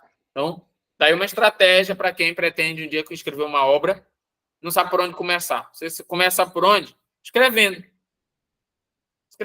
tá? Então, começa a escrever um livreto de 1 página, de 5 páginas, depois você vai melhorando, vai adicionando, tá? Eu escrevi um livro em 2013, eu tenho até vergonha dele hoje, né? Eu tenho que mexer nele e melhorar, tá? Foi uma obra chamada Uma Nova Reforma Protestante Urgente. Depois, no segundo semestre, eu vou pegar esse livro e dar uma melhorada nele, né? E aí a ideia é ele ir crescendo mais. Instituta de Isaac Aranha. Eu tenho ele. Rapaz, é melhor você queimar isso aí, que é muita heresia, hein? Já falava da Igreja Preta já também ou não? Não. 2013 não estava em ênfase ainda isso aí. Vamos lá, pessoal, vamos lá. Então, deixa eu ver aqui. Assim, aí o Timothy George vai trazer agora a ideia seguinte: o fato dele ter escrito as institutas, e a gente vai lembrar dele pelas institutas, não quer dizer que ele escreveu só as institutas, tá? Ele escreveu muitas outras coisas. Calvino escreveu o comentário dos Salmos, Calvino escreveu o comentário dos Evangelhos, Calvino escreveu sobre inúmeros assuntos, tá? Sobre direito, tá? Então ele escreveu muitas obras. Óbvio que o clássico que a gente lembra, e ele será lembrado sempre, é as institutas da religião cristã. Beleza? Muito bem. Deixa eu ver o que mais. Muito bem. Pessoal, então é o seguinte, quando Calvino precisa sair ali da cidade onde ele estava, tá? Ele acaba passando por uma cidade chamada Genebra, onde o Guilherme Farel já havia pregado ali os princípios protestantes, e a cidade toda de Genebra, ou parte dela, grande parte dela, havia aderido à doutrina protestante, certo? Dia 25 de maio de 1536, havia se reunido, então, o povo ali na cidade de Genebra e haviam feito um voto de viver de agora em diante de acordo com a lei do Evangelho, com a palavra de Deus, e abolir todos os abusos papais, tá? Então, eles estavam, então, haviam feito essa promessa, mas não sabiam por onde começar, como fazer uma sociedade, uma cidade inteira, ser administrada nos princípios protestantes.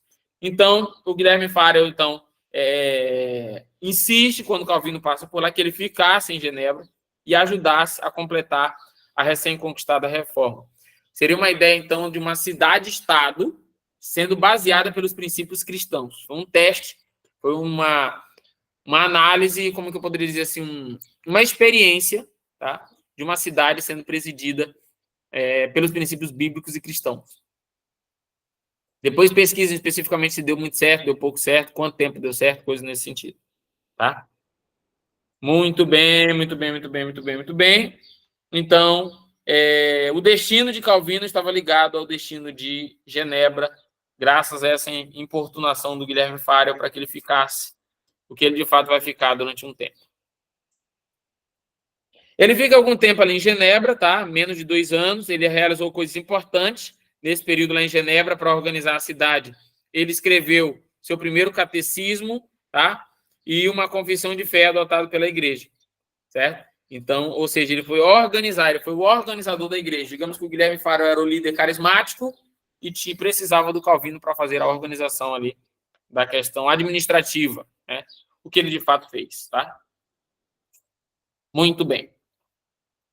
Então, Calvino vai estar ligado diretamente a essa cidade de Genebra. Ele vai ficar 3 anos lá, depois ele vai sair, vai um tempo para Estrasburgo, E aí, depois de Estrasburgo, ele volta para Genebra, onde ele vai ficar direto, tá? Muito bem, muito bem, muito bem. Por que ele saiu nesses 2 primeiros anos de Genebra? Porque quando ele começa a organizar as coisas ali, o conselho da cidade expulsou o Calvino, tá? Em 1538, Calvino e Farel foram expulsos da cidade, tá? Porque eles entraram em um conflito com o conselho, tá? E a dúvida, o conselho da cidade, sobre a disciplina adequada na igreja. Então, eles foram discutir uma questão teológica, como é que é a disciplina, como é que pode ser feita a disciplina, como disciplinar, etc, etc. Não entraram no acordo, o conselho da cidade expulsou Calvino e Guilherme Farel da cidade de Genebra, e eles foram para a cidade de Estrasburgo, tá? E aí, ele vai ficar um tempo lá em Estrasburgo, tá? Vai gostar muito da cidade, tá? Vai pastorear lá, só que depois o próprio conselho da cidade que havia expulsado ele vai precisar dele e ele vai voltar, tá? Agora, o Timothy George traz algumas características do João Calvino para nós entendermos um pouco melhor sobre ele. Primeiro, em primeiro lugar, Calvino era um pastor, tá? Então, Calvino, além de ser um teólogo, além de ser um erudito, além de ser uma pessoa inteligentíssima, ele era um pastor, tá? Então, ele fica um tempo em Estrasburgo pastoreando, tá? E ele acreditava que a vocação dele era essa, ensinar as pessoas, orientar as pessoas, aconselhar as pessoas. A maior parte do tempo ele estava rodeado aí das pessoas. Um bom pastor. Em segundo lugar, Calvino era um professor, tá? Então, se eu fosse você, eu anotava essas características. Primeiro, Calvino era um pastor, anote isso aí. Segundo lugar, Calvino era um professor, tá? Acho que todo pastor tem que ser professor, né, pessoal? Não sei. Ele tem que ensinar, então acaba sendo um professor. John Storm, também francês e erudito da Universidade de Paris, havia organizado uma escola em Estrasburgo, para a qual Calvino foi indicado como conferencista das Sagradas Escrituras. Calvino dava palestras 3 vezes por semana, oferecendo cursos exegéticos acerca do Evangelho de João e das Epístolas Paulinas. Ele também pregava 4 sermões por semana na sua congregação. Então, ele era professor, pastor e pregava 4 vezes por semana na sua congregação. Ou seja, um dia sim, o outro não, né? Ele pregava 4 vezes por semana na sua congregação. Muito bem, muito bem, muito bem, muito bem. Ele também dava aulas particulares. Deixa eu ver. Enfim, ele era pastor, ele era professor, tá? Além de pregar, ele era professor particular, dava aula, conferencista, etc, etc. Terceira característica do João Calvino é que ele era escritor, tá? E aí nós já falamos, né? Teve as Institutas da Religião Cristã e teve alguns outros livros, compêndios que ele também escreveu. Em 1541, publicou-se a primeira tradução francesa das Institutas, tá? Em francês. Foi um marco no desenvolvimento da língua francesa, comparável a 1539. Calvino publicou em sua Autores et Versions, né, que é comentário sobre Romanos, uma abordagem magistral do que para ele, não menos do que para Lutero, era o mais importante livro da Bíblia. Tá? Obrigado. Então, nós temos aqui uma semelhança dentre os reformadores, tá, pessoal? Primeiro, todos gostavam de Romanos.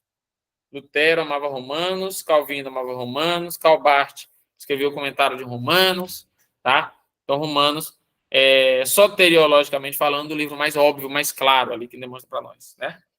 Então, Calvino era pastor, Calvino era professor, Calvino era escritor, tá? Então, anote, coloque aí, Calvino, coloca no seu caderno agora, para aí que você está falando, para de olhar para mim agora, pega sua caneta, pega seu caderno, coloca aí, escreve aí, Calvino, certo? Vou até fazer aqui, junto com você. Estou riscando meu livro aqui, eu risco tudo no meu livro. Calvino, puxa 4 setinhas. Quer dizer, são 4? Não, 5, deixa eu ver quantas setinhas vão ser. 5, pelo menos, tá? Aí você vai colocar primeiro, Calvino era pastor. Essas características podem ser cobradas na prova. De acordo com Timothy George, Calvino era o quê? Pastor, Calvino era professor. Parece muito com aquelas questões. Para Timothy George, Calvino tinha algumas características. Cite abaixo qual que não era, tá? Então, para saber qual que não era, você tem que saber qual que era. Ele era pastor, ele era professor, tá? Ele era escritor,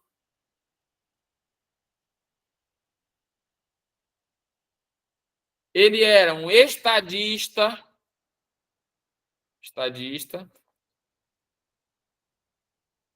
e ele era o que mais, pessoal? Marido.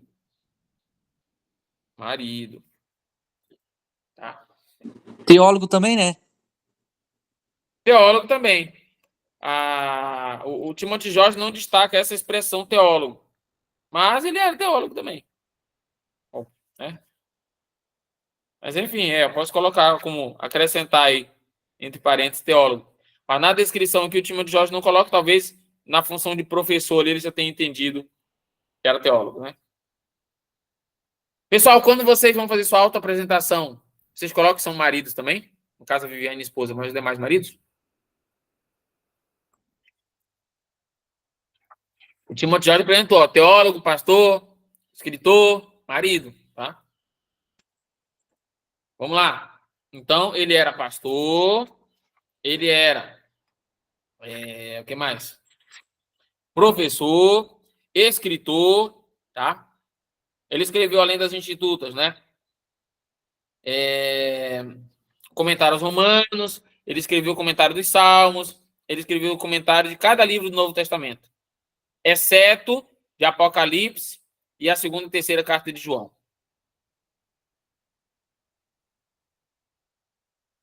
Vamos lá, então. Vou repetir isso aqui, tá? Calvino escreveu comentários da maioria dos livros do Antigo Testamento e acerca de cada livro do Novo Testamento, exceto Apocalipse, segunda e terceira carta de João. Todos os outros teve um comentário de Romanos, ou de Calvino, tá? Então, João Calvino escreveu comentários sobre a maior parte dos livros do Antigo Testamento e escreveu sobre todos os livros do Novo Testamento, exceto Apocalipse e segundo e terceiro João, tá? Muito bem. Deixa eu ver aqui. Dentre essas obras de Calvino, né, o Timothy George destaca aqui Réplica a Sadoleto, que era um autor católico que criticava os protestantes, então ele escreveu uma resposta contra esse Sadoleto, tá? Deixa eu ver aqui. Ele escreveu também, tá? Um livro de liturgia chamado A Forma das Orações e Hinos Eclesiásticos, explicando sobre a ordem do culto, tá? E ele escreveu também um pequeno tratado sobre a Santa Ceia, tá? Que também é um escrito importante aí. Beleza? Dentro dos escritos de Calvino. Então, Calvino escreveu as Institutas, escreveu o comentário da maioria dos livros do Antigo, escreveu sobre todos do Novo, menos Apocalipse, segundo e terceiro João, tá? Anota aí, pessoal. João Calvino escreveu comentário de cada livro do Novo Testamento, exceto segundo e terceiro João e Apocalipse, tá? São os últimos livros da Bíblia, né? Exceto Judas. Ele pulou segundo e terceiro João, fez de Judas, mas não fez de segundo e terceiro João e de Apocalipse. Isso é uma excelente questão também, tá? Calvino escreveu comentários de todos os livros do Novo Testamento, exceto segundo e terceiro João e Apocalipse. Beleza? Fala, Thiago. No livro aqui não fala, mas você sabe o motivo dele não ter escrito de 2º e 3º João e Apocalipse? Cara, segundo e terceiro João, acho que foi por falta de tempo mesmo, tá? Não deu tempo. Mas Apocalipse, o Calvino escreve pouco sobre Apocalipse.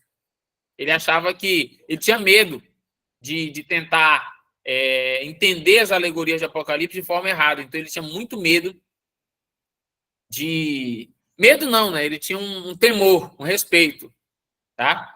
Não sentia vontade. Obrigado, é isso aí. Ele não sentia vontade para fazer um comentário, até porque, como ele era da área do direito e ele tende a ser até prolixo, às vezes, nas suas explicações, depois eu vou mostrar para vocês algum comentário dele aqui de algum livro bíblico, eu tenho alguns aqui, do Calvino. Ele tende a ser bem prolixo, bem exaustivo, tá? Bem próprio do pessoal do direito, né? Para não deixar nenhuma brecha ali. Então, ele ia, explicava o termo muito. Então, assim, como ele queria se aprofundar talvez ele não se sentisse à vontade para falar isso de Apocalipse, porque ele ia ter que entrar no ramo da especulação, e o que ele não queria, tá?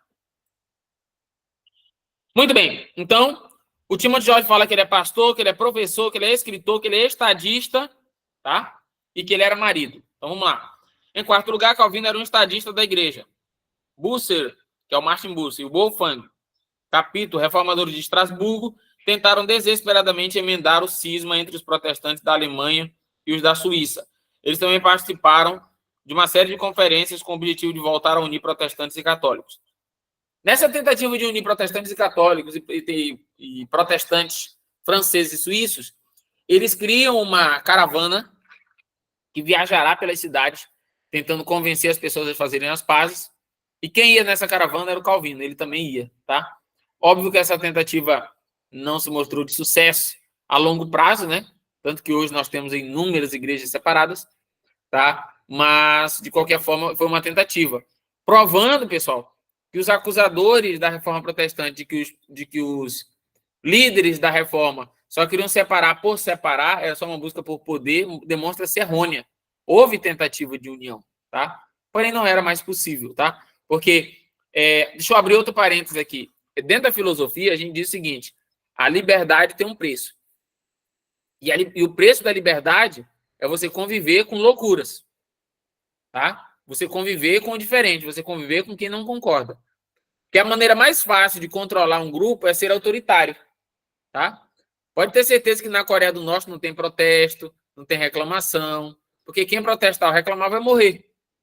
Então, é uma paz, é uma relativa paz a política lá. Só que o ditador tá lá e não vai sair nunca. Só quando morrer ou quando alguém criar uma revolta, uma rebelião para tirá-lo, tá? Então, quando tá tudo em paz, sem vozes contrárias, provavelmente é porque há um ditador.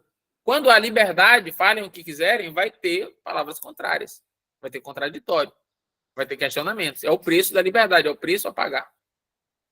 Tá?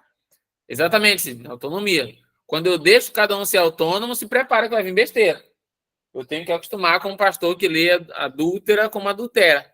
Tá? E a reportagem vai dizer que ele é um pastor evangélico. Como eu explico para o leigo que nem todos os pastores evangélicos são idiotas igual aquele cara. É o preço da liberdade. Ah, mas tem uma igreja aqui na frente da minha casa que é a igreja coice no capeta. Só sai doidice lá. Vou mandar fechar. Não, deixa aberto. É a liberdade, é o preço da liberdade. Tá? Ah, mas é melhor uma pessoa só controlando. Ok, aí vamos voltar a ser católico, apostólico, romano, o Papa manda e todo mundo obedece.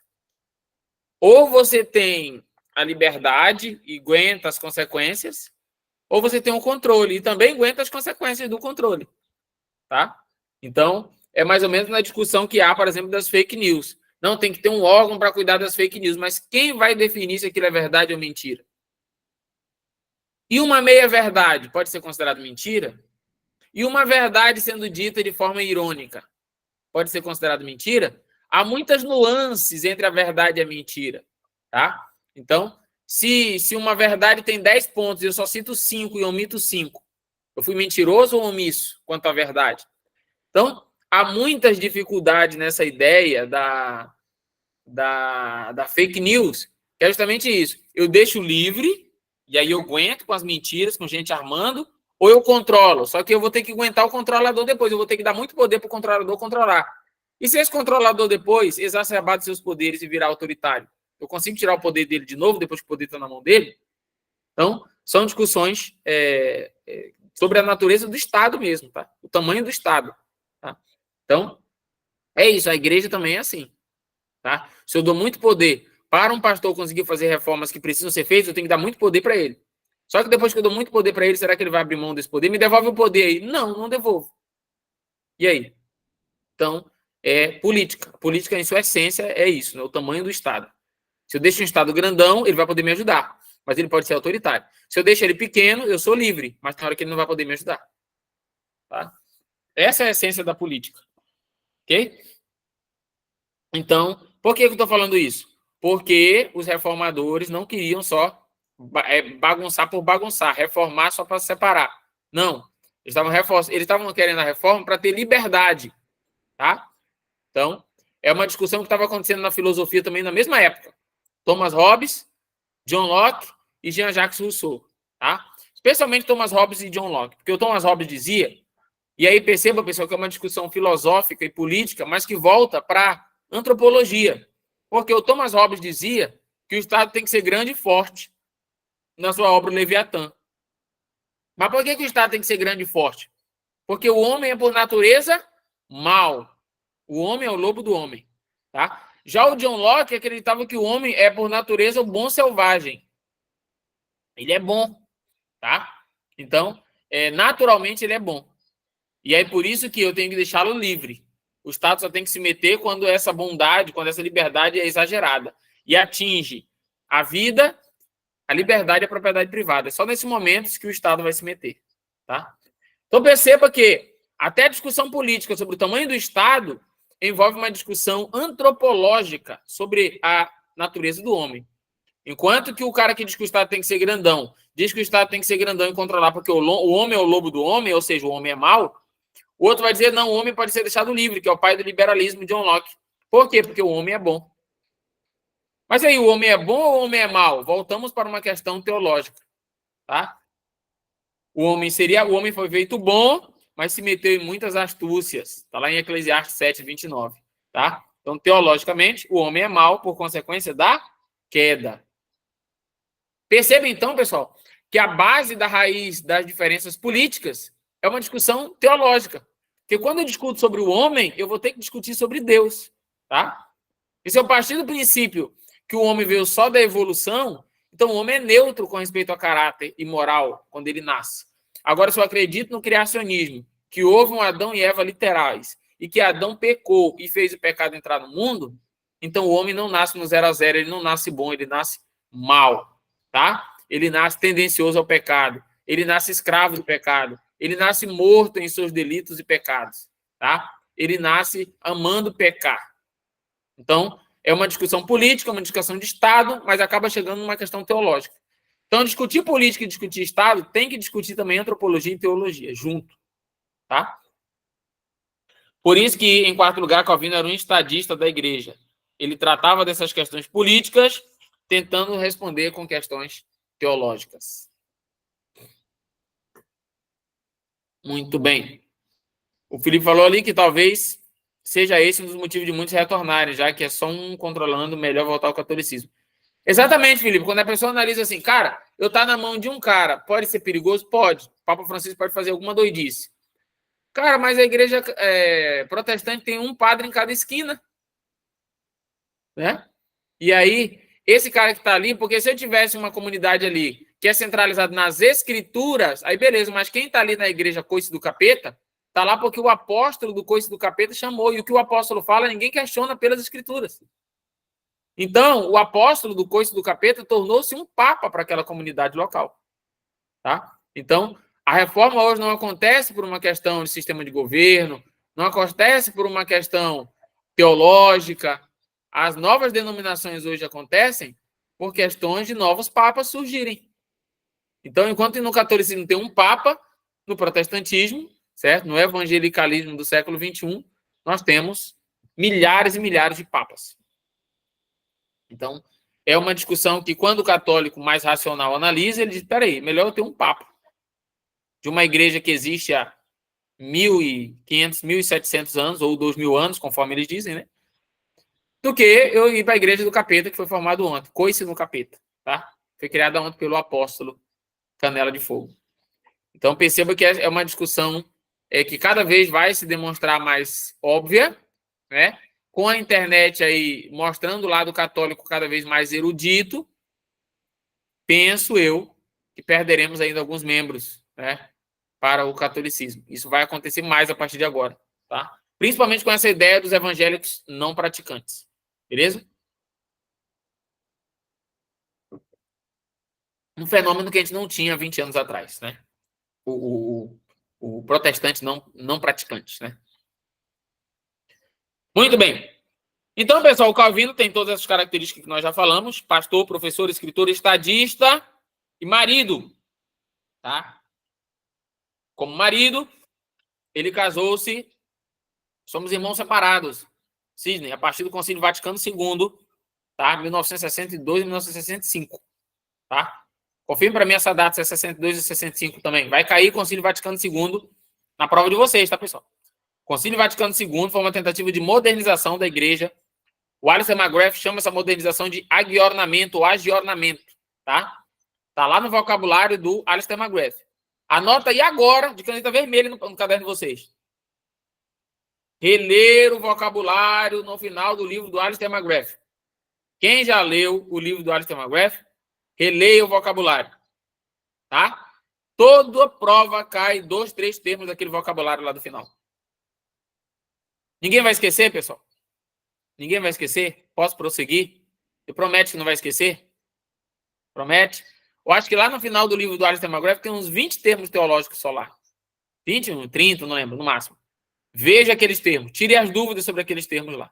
Tá no finalzinho do livro do Alistair McGrath. Beleza? Então,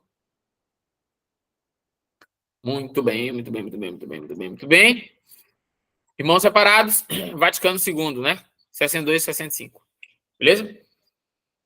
Muito bem. Lembrando que antes do Concílio Vaticano II nós éramos considerados excomungados, né? Nós éramos hereges. Agora nós não somos mais hereges, somos apenas irmãos separados. Somos irmãos, não somos mais hereges. Mas estamos separados. E voltaremos no ecumenismo, né? Essa tentativa ecumênica, século XX e século XXI. Muito bem. Lembrando, pessoal, que o Calvino tornou-se marido, né? Ele procurava uma esposa que fosse gentil, que cuidasse dele, né? Ele disse, olha aqui, olha, eu quero um casamento, uma mulher íntegra e honesta e até bonita, né? Se for bonita, melhor, né? E aí, de fato, ele se casa. Infelizmente, a esposa dele morre depois, tá? Ele tem um filho, mas o menino não sobrevive. Então, ele não deixa uma família, né? Digamos assim. O irmão dele tinha 8 irmãos, 8 filhos, morava todo mundo junto. Então, ele foi criado ao redor de crianças, mas ele mesmo não teve. O filho dele morreu. E depois a esposa dele morreu e ele ainda ficou 15 anos vivo após a morte de Idelete, que era o nome da sua esposa, tá? E o fato do irmão dele ter 8 filhos, né, de 2 esposas que ele teve, a primeira o traiu e ele divorciou-se e casou-se novamente, e morar todo mundo junto ali. Aqui tem uma característica em que nisso eu me pareço com o Calvino, pessoal. O Calvino nunca escrevia ou estudava em silêncio. Tinha sempre crianças correndo ao redor. Eu só tenho 3 crianças, né? Mas dificilmente eu estudo em silêncio, certo? Então, só correria, correria, correria, correria. Ó, a Viviane ali. A Viviane falou que no município de Cabo Frio, vizinho meu aqui, tem uma igreja chamada Bola de Neve, roqueiros e góticos, pode ir de piercing, tatuagem, etc. A Bola de Neve, pastor Alexandre Neto, ele é da Bola de Neve também. É uma característica, né, Hein, Alexandre, fala para nós aí, de quando surgiu a Bola de Neve? Informação agora, informação extraoficial, abrindo um parênteses aqui. Você lembra? É desse século? Não. Quando que foi fundada? Não sei, cara, porque eu não sou a base de Bola de Neve, né? Sou base quadrangular. Migrei pra Bola de Neve. Entendi. Mas eu acho que é desse século. Né? Eu não lembro. Eu lembro que da Bola de Neve... Não, sim, porque o fundador tá vivo ainda e é o dono da igreja, né? Praticamente. Bem, Viviane, mas é assim mesmo. Acho que uma característica da Bola de Neve, e o objetivo da Bola de Neve é crescer rápido, né? Crescer rápido. Embora nós estejamos vivendo um momento agora que essa igreja está numa crise, mas é para outro momento. Depois o Alexandre pode explicar para nós por que aconteceu isso aí no futuro. Mas eu acho que todas as denominações passaram por crises semelhantes, né? Mas, enfim, a Bola de Neve tem essa característica de crescimento muito rápido, né? Cresceu muito rápido, eu acho que é desse século. Início dos anos 2000 ali. Tá? 1999, pronto. Então, a Igreja Bola de Neve, eu lembro, viu, Alexandre? Desculpa aí te falar isso aí, mas quando eu era mais adolescente, eu era muito criado num ambiente muito religioso, né? Digamos assim. E eu fiquei escandalizado. Hoje, óbvio que hoje mais não, mas na época eu fiquei escandalizado porque o púlpito era uma prancha de surf. Ainda é, né? Não sei se ainda é. Mas Ainda é. Ainda é. Mas tem uma história legal sobre isso. Qual é a história da prancha? Então, a história é que ele não, a ideia não era fundar uma igreja, ele pregava para os surfistas. E o primeiro lugar que deram espaço para ele pregar foi uma loja de prancha, uma loja de coisas para surfista. E daí não tinha um púlpito, pegaram 2 cadeiras e colocaram uma prancha. E dali virou a marca registrada. Foi assim. Pô, legal, legal. Mas assim, quem não conhece a história, e eu não conhecia a época, né? Eu fiquei extremamente escandalizado. Não é possível, estão acabando com a igreja, botando a prancha de surf. Mas enfim, quando a gente conhece, a gente acaba entendendo, né? O propósito. Então, o que acontece, pessoal? Todas as denominações, em algum momento, elas vão passar por crises, né? Por questionamentos. Seja no início, no meio, vai ter. A Igreja Assembleia de Deus passou por questionamentos. Eu diria que a maior crise que a Assembleia de Deus passou, institucionalmente falando, foi nos anos 60, quando o pastor Paulo Colenda, ele queria criar institutos bíblicos para formar os pastores, para padronizar, né, a criação dos pastores, né? E aí disseram para ele que não precisava, Jesus estava voltando, não precisava formar não pastores, isso aí era perca de tempo. E hoje em dia a Igreja Assembleia de Deus sente falta dessa padronização, né? Justamente porque os pastores são formados cada um no lugar, cada um de uma forma, etc. Tá? Mas, enfim, voltando aqui para a ideia da característica de Genebra, né, da Igreja de Genebra ali, do Calvino, especialmente, eu quero que vocês anotem, já anotaram, ele era pastor, professor, escritor, estadista e marido, tá? Muito tímido, casou-se uma vez com a Idelete, que infelizmente faleceu, e depois ele ficou 15 anos ainda sozinho, tá? Lembrei porque que eu ia falar aqui, que o meu irmão, ou o irmão do Calvino tinha 8 filhos, ele tinha muita criança, e ele nunca estudava em silêncio, parecido comigo aqui, né? Então, não consigo estudar em silêncio. Aqui em casa, não. É sempre um menino correndo, pulando, gritando. E eu só tenho 3. E o Calvino tinha 8 ali, né? Aí ele diz o seguinte aqui, ó. As institutas e os comentários de Calvino e seus muitos tratados e sermões não foram escritos numa torre de marfim, mas contra um contexto tumultuado, né? Esse contexto tumultuado era na casa dele, politicamente, perseguições, tudo isso ali. É exato o contexto em que o Calvino escreveu os seus comentários, tá? Muito bem, muito bem, muito bem, muito bem, muito bem, muito bem. Calvino simplesmente começou de onde tinha... sim, uma curiosidade interessante aqui. O Calvino ficou 2 anos em Genebra, aí o conselho da cidade, quando eles tiveram aquela discussão sobre doutrina, expulsaram ele da cidade. Aí ele foi para Estrasburgo, ficou um tempo pastoreando Estrasburgo, e depois precisaram dele em Genebra e mandaram chamar de novo. E quando ele foi pregar o primeiro sermão dele, quando ele voltou para Genebra, lotou o templo, lotou todo mundo querendo ouvir o seguinte: o Calvino vai pregar hoje. O que eles pensavam que o Calvino ia pregar? Eu avisei vocês, eu não falei, né? Ele queria, como é que eu poderia dizer? Todo mundo esperava um sermão vingativo, né? Eu não falei para vocês que precisava disso aqui, eu não falei para vocês que não ia dar certo. Então todo mundo foi para o sermão naquele dia. Rapaz, hoje o Calvino hoje vai tirar o couro, né? Descer-lhe a ripa. Só que quando o Calvino foi convidado a pregar, certo? Ele disse o seguinte: Calvino simplesmente começou de onde tinha parado 3 anos antes. Ele vinha pregando sermão expositivo, capítulo e versículo na sequência. Quando ele voltou 3 anos depois, todo mundo pensou que ele ia, como é que eu digo, desabafar no púlpito, né? Como acontece em muitos lugares, né? Mas em Nárnia, não aqui no Brasil. No Brasil, não, né? Só aqui em Sinop tem pregador que vai lá e desabafa, né? O Calvino poderia desabafar, mas sabe o que ele fez? Vamos continuar, então, o sermão de onde eu parei 3 anos antes. No mesmo capítulo, no mesmo versículo, e pregou e não citou nada do conselho da igreja ter expulsado ele, dos 3 anos que ele ficou longe. Continuou simplesmente onde ele tinha parado, certo? Felipe, só acontece em Sinop isso aqui. Calvino simplesmente começou de onde tinha parado 3 anos antes, no mesmo capítulo, no mesmo versículo da Bíblia. Não sabemos qual era, nem isso importa, que ele estava pregando. Dessa forma, Calvino demonstrou que ele pretendia que sua vida e que a sua teologia não fossem um recurso de sua própria criação, mas um testemunho responsável da palavra de Deus. Ele dava tanta centralidade às escrituras que ele não falou nada da experiência de Estrasburgo, nada do tempo que ele foi expulso, nada de mágoas contra quem o expulsou, e provavelmente estava ali ouvindo ele agora, tá? Ele simplesmente continuou. Vamos continuar, pessoal, onde eu parei 3 anos atrás, né? Muito bem. Eu vi algo parecido, abrindo um parênteses aqui agora, né? Em 2007, pastor Osiel Gomes foi pregar nos Gideões Missionários da Última Hora, que é um congresso aí que os pentecostais conhecem aí, certo? E aí era 25 anos, era o jubileu de prata. E o pastor Osiel Gomes tinha pregado, não sei se é Osiel Gomes, ou é Gesiel Santos, Gesiel Gomes, alguma coisa assim. Deve ser Gesiel Gomes. Gesiel Gomes, obrigado. Gesiel Gomes, ele tinha pregado em 1982, no primeiro congresso de Gideões Missionários da Última Hora. E ele pregou sobre 3 versículos ali. Quando ele foi pregar em 2007, 25 anos depois, certo? Ele falou o seguinte: pessoal, eu vou continuar aqui no mesmo capítulo e dos versículos que eu parei há 25 anos atrás. Eu achei muito legal isso aí, porque lembrou o Calvino aqui, né? Só que a diferença do Calvino era 3 anos. Vou pregar aqui na sequência do texto que eu preguei há 25 anos atrás. Ou seja, isso demonstra que, embora a pessoa fique mais maduro, coisas aconteceram nesses últimos anos, mas a centralidade das escrituras continua, né? Muito bem.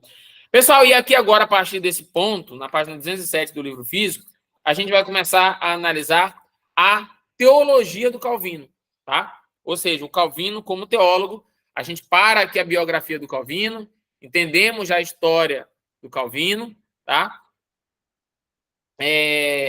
Entendemos um pouquinho do contexto do Calvino, que ele era pastor, que ele era pregador, que ele era professor, que ele era escritor, que ele era estadista, que ele era marido, perdeu a esposa Idelete, teve um filho que infelizmente faleceu, né? Enfim. E agora nós vamos começar a estudar a teologia propriamente dita de Lutero, certo? Ou de Lutero não, de Calvino. Calvino, beleza? Mas isso a gente vai fazer em outro momento, tá? Provavelmente na segunda-feira, porque nós vamos fazer um intervalinho agora. E quando nós voltarmos do intervalo, nós vamos fazer uma análise da prova, conforme a gente prometeu, de 2023. O que caiu na prova, quais os assuntos. Vamos fazer um gráfico aqui junto com vocês, a gente vai montar junto esse gráfico sobre os assuntos que mais caíram em 2023, tá? E aí, no outro momento, quem sabe na segunda-feira mesmo, a gente termina o Calvino e analisa a prova de 2022. E assim a gente vai voltando no tempo, ver se a gente consegue ver, analisar aí todos, pelo menos até 2020, que foram as provas aí feitas pela VUNESP. Eu acredito que pegar de 2019 para trás não compensa, porque era outra banca, tá? Então, era outro jeito, era outro modo de cobrar, né? Enfim. Então, eu acredito que a gente pode voltar no tempo até 2020, vamos ver se a gente consegue fazer isso até antes da prova, beleza? Então, quem não leu ainda todo o Calvino, pega o Calvino lá a partir do capítulo que está Calvino como teólogo, tá? Os escritos de Calvino, a partir da página 217 do livro físico, tá? No PDF, quem está com PDF, confirma aí qual é a página. Calvino como teólogo. Coloca depois aí para o pessoal. 177. 177. Então, a página 177 do PDF. Beleza? PDF 177. Terminem, até segunda, essa parte aí do Calvino como teólogo. Beleza? É 177 na barra de pesquisa, tá? 177 na barra de pesquisa. Beleza. É porque lá no documento mesmo aparece o número do físico, né? Do livro físico. Beleza, pessoal? Beleza? Então vamos fazer o seguinte.